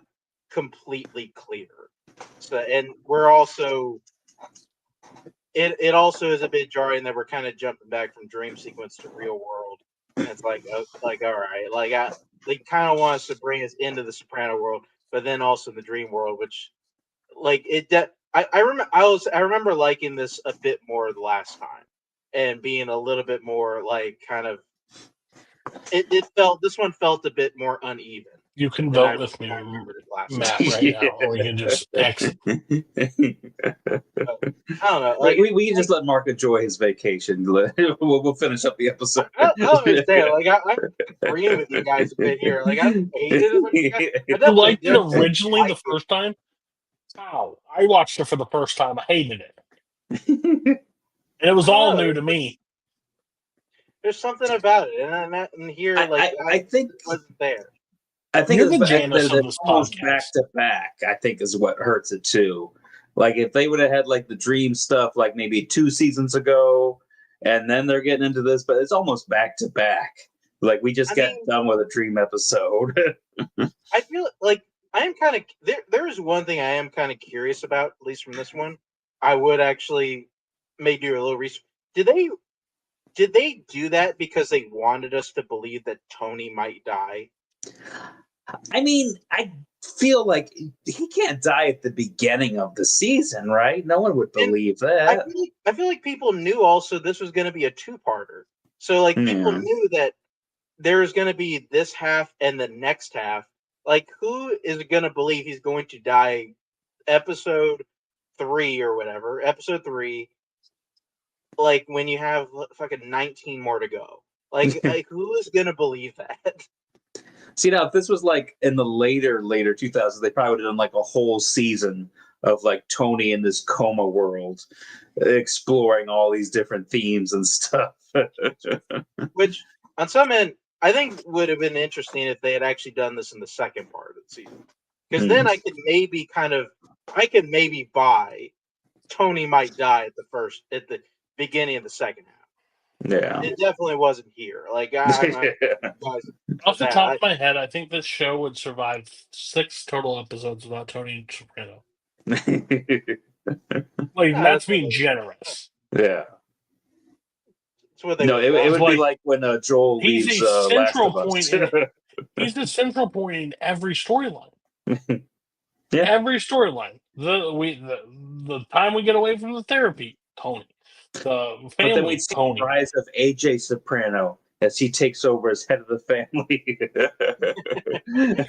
You want to know why the family hasn't been re-established, right? And then we're in the reboot capital of the universe right now. You know what hasn't touched? Sopranos. You want to know why? Because AJ can't be the head of the family. Yeah, it's kind of hard to do without James Gandolfini. Really surprised they haven't done something, personally. I know with James Gandolfini passing, that probably... Well, I mean, they did the movie, so that was kind of, I guess, and I don't think the movie did very well financially. Do you don't think HBO right now, if somebody had a good enough script, would greenlight 3 seasons right away? Of something? I mean, are there any other characters other than Tony that you'd want to follow? At their current age, probably not. I think the main problem. Because I could not imagine Christopher and fucking Bakla like humping each other. I think they came out with a movie, Nice Guys or something. Not similar, I know, to the other movie. Definitely not that movie, but like something with that. And I think it's Bakla and Christopher. I see the picture of them like looking at the thing, and they're both in it. But I don't know if it's definitely not Soprano based, but they're definitely a hint at that. I don't know. I don't. I'll have to look into that. Can I go to the last episode, Mark, or do you want to still keep defending your bullshit? Well, I mean, we get more promo stuff in the next episode. So. He just wasn't as harsh on it as we were. That may be true. Maybe I'm just mean to Mark for no reason. I mean, sometimes I think. Yeah, it's called The Nice Guys, and it stars Bakla and Christopher, and it's like But playing different characters, right? It's not Mysterious. like a Sopranos Yeah. spinoff. No. It's a comedy drama. It's a Oh, short. okay. Okay, it's just a short. Hmm. But like that's the imaging. Oh wow. Okay. Okay. Oh, it's almost like the short Oz thing that we watched at the end of last season. Yeah, maybe it's just a commercial for something. I don't even know, but like it's so weird. Where we learned about like the longtime feud between but not McManus, like Beecher and Orion. Oh O'Reilly. God! that Talking about the shows most how much that wasted time of my life. See, they were tipping their toes. See that maybe, hey, there could be an Oz reboot, but that shows how well that show has stuck with me. Like those are two of the main characters. Could not pull their names to save my fucking life. The fact is, well, this is a side tangent, but the fact that they couldn't do another prison show like it's so dumb. The prison show should be the easiest thing to do in the history of the universe. most of those guys are still in prison. Yeah, you're still set. What are you doing? Like, you can do anything. All right, episode 3. Mayham. Mayham at the Multiplex. Okay. Vito tips off Walnuts about a Colombian room to the money room, basically, so they can steal. Send the two most organized people ever in there because Walnuts gets kicked right in the dick, gets shot, stabbed. But they open up the thing, the dishwasher, and millions are there. Christopher and Bakla come up with AJ and be like, "Motherfucker, you can't get a gun. What are you doing? You're not He's with the police. What are you gonna do?" You're not getting him. Like, he needs to pay for it, but leave it alone.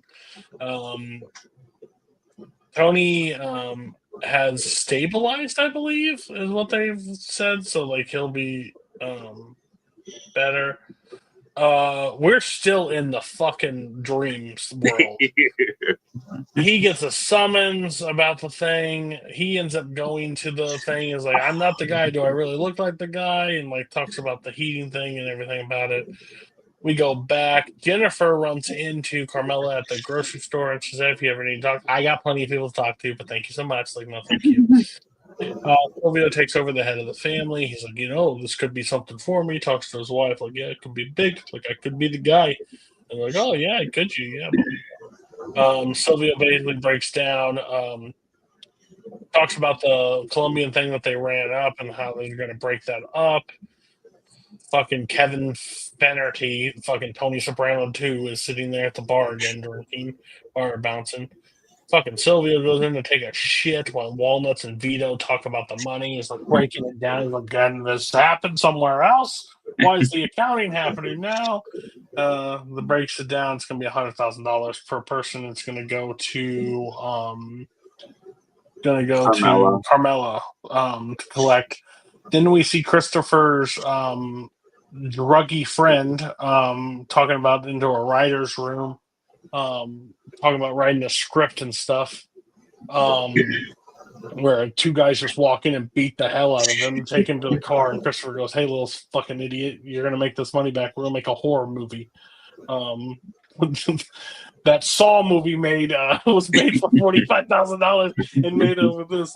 I want to do the same. I want to do it in the same mob thing where he basically cuts.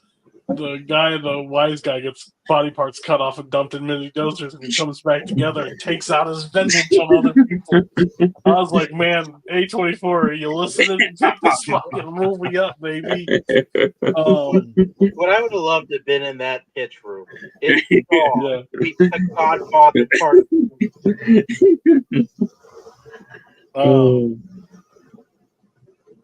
Vito and Paul basically sit down and talks about basically what happens if Tony goes. Walnuts is icing his nuts. He's in pain. But he hopefully I don't lose power. Just to let you know, my light just flickered. Who knows if it is raining here.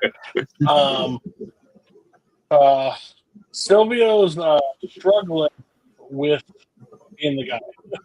He is panicking. Have they hit that inhaler? Basically sits around a pitch meeting of this new horror movie, and like, I'm the butcher, and Walden, no, you're not. Why? Or Sylvia's like, no, you're not. Why? There's another guy named the butcher. Ah, you're right. So, like, making a mob movie is gonna be a little harder than you think. You can't use any of the names that you would like to use. Yeah, but it's not really getting anywhere. They see AJ on the camera saying "fuck you" to the thing, so she's mad, screaming at the thing. She says something really hurtful. Uh, uh, she says something mean. What does she say? A cross to bear, I think, is what she says. But she says it Yeah, mean, something walks like away. that. Yeah. Hurts his feelings. Silvio and Bakla have a whole conversation. I don't, and he keeps hitting that inhaler like he is not asked to come talk to him back in the morning. But yeah, it's not going well for him.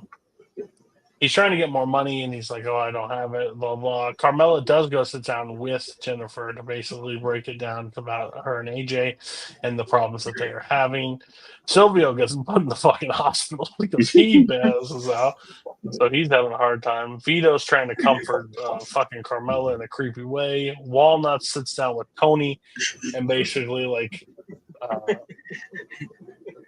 Just talks Paulie about where talking to Tony gives him a heart Yeah. attack. you gotta wear a jock now, like everything. So yeah, everything's in there, and like Meadow and his her fiance or whatever is coming in. But yeah, he has a heart attack. Thanks to Paulie. Like, don't leave. Like, what the hell? But they end up bringing him back. Tony gets up like to this house, fancy house dressing, and Tony B is standing outside, and he's like sitting there and talks about the family and everything about it. He's like, "What family?" He's like, "Oh, but no briefcase in there." He's like, "My whole life's in it." He's like, "No, you gotta leave the briefcase behind." And then you hear in the distance, "We love you, Daddy. Don't leave us." Which basically matters. Like, what's that sound? What do you mean, what's that? And Tony B doesn't hear it, but she hears it. So it's basically like, hey, he's going back into the world. So he ends up waking up. Vito looks very happy. Vito looks so happy that Tony is alive right now. Like, I've been working through all the stuff and like now Tony, but Tony looks a little bit like zombieified, like he's not all there. Like him and Christopher are sitting there and just like he's just staring off into space, eating jello or eating some sort of thing while she feeds him. And he looks up to her, and that's bluebirds sing and whatever, and that's it. That's it. Fucking kill me. We're out of the dream sequence for maybe an episode. We'll probably be back in there next week, so who fucking knows? I did like this one a lot better than the last one. This one at least had some more stuff going on in the real world. I loved all the stuff with Christopher trying to get the horror script going and stuff. Wasn't there a part in there where like Vito was like, well, like what if like the guy was like secretly gay or something? He couldn't like tell anybody. Yes. And maybe that's why he's going on this rampage or something. And with the stuff with Silvio kind of being in charge of everything and seeing like, maybe it's a lot harder than it looks, and it ends up putting him in the hospital. And then I just love my favorite scene is just Paulie just sitting there bitching about stuff to Tony, and you see him in the dream world just like pounding on the wall, telling the neighbors to shut up, and then he just ends up having a heart attack because he gets so stressed out just listening to Paulie. But yeah, so I definitely had a lot more fun with this episode than the last one. Yeah, there's definitely some fun stuff here, like the Christopher movie story. What a wild fucking like. I'm very curious because like I remember being interested in the story, even though kind of annoyed when I first saw it. I'm very curious to revisit this whole like movie thing. So get there when we get there. The Vito stuff, yeah, fun. Like just him thinking, yeah, he's gonna be like I don't know, I could be the boss, and like Silvio's down, like plus about the weight, I'm the healthy guy here into the crew now.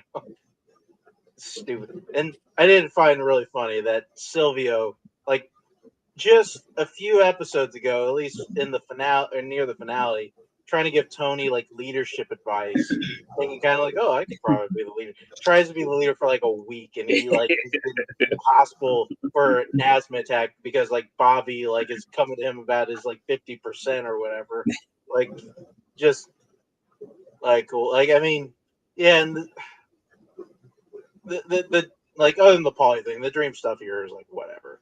Like it's mostly a waste of time until we get to the end where he sees Tony B and he's about to die, but like Meadow calls him back, which that's a good scene. I like that. I like at least how it ended off. But no, I mean, hey, Tony's back and we're kind of done with that, and you know we'll see where we go from here. All right. Bag of the week. I'll start. Come on down, Don Draper. You're a piece of shit. Betty was one thing. Let's do it to another for no fucking reason. If it was good guy of the week or baller, Trudy would win this one, 100%. Baller. Matt. Yeah, I think I'm going to have to agree with you. As I know an argument can be made for Kavanaugh, but at the end of the day, Kavanaugh confessed he couldn't go through with all the stuff. So I feel like he redeems himself. He ended up in jail, so at that point in time, Dick won, so it doesn't matter. But yeah, Dawn, just like, and the thing that really I think is the worst of it is that he's like becoming like really good friends with her husband. I don't know if it's like genuine or if he's just. But it seems like they seem like they're becoming buddies. So, but yeah, Don's a piece of work. Yeah, I mean, like I said, Kavanaugh put in the work, like really making an argument for three in a row for me. You will miss out though. I came in here today prepared to give it to Pete because he, this is the one he got caught.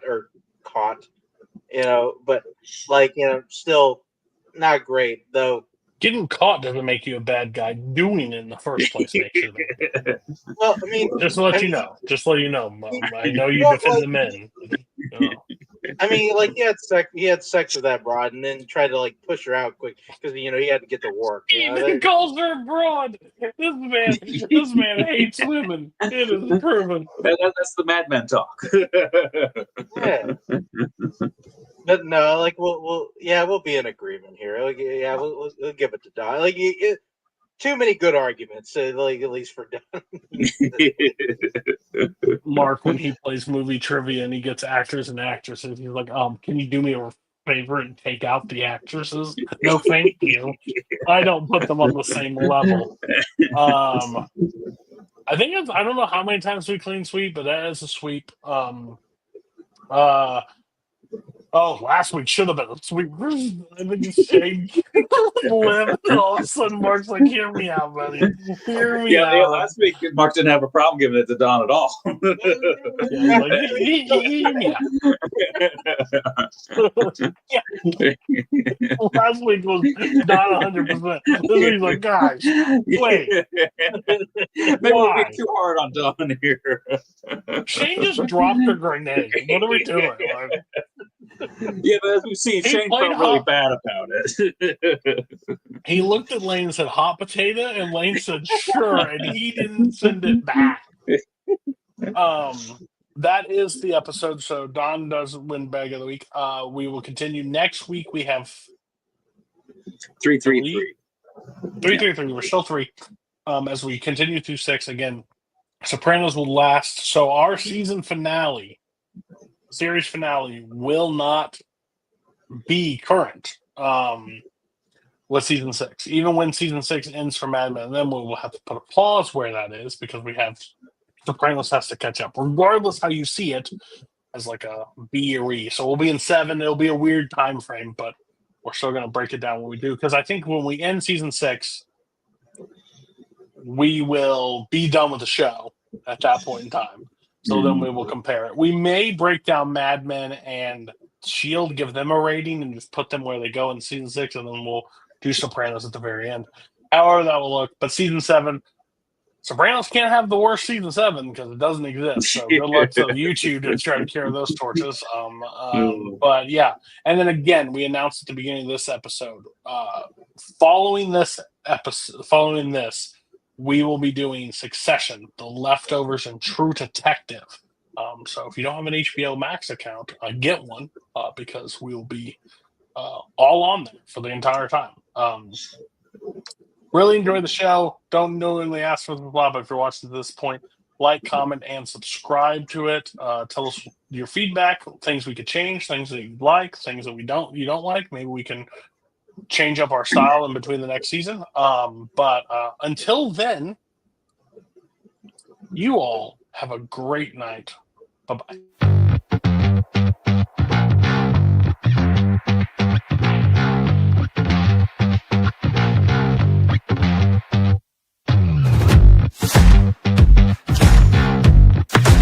Let's take it a little slower. Take a break. I'm a different kind of cop. I don't wanna do your dirty work no more.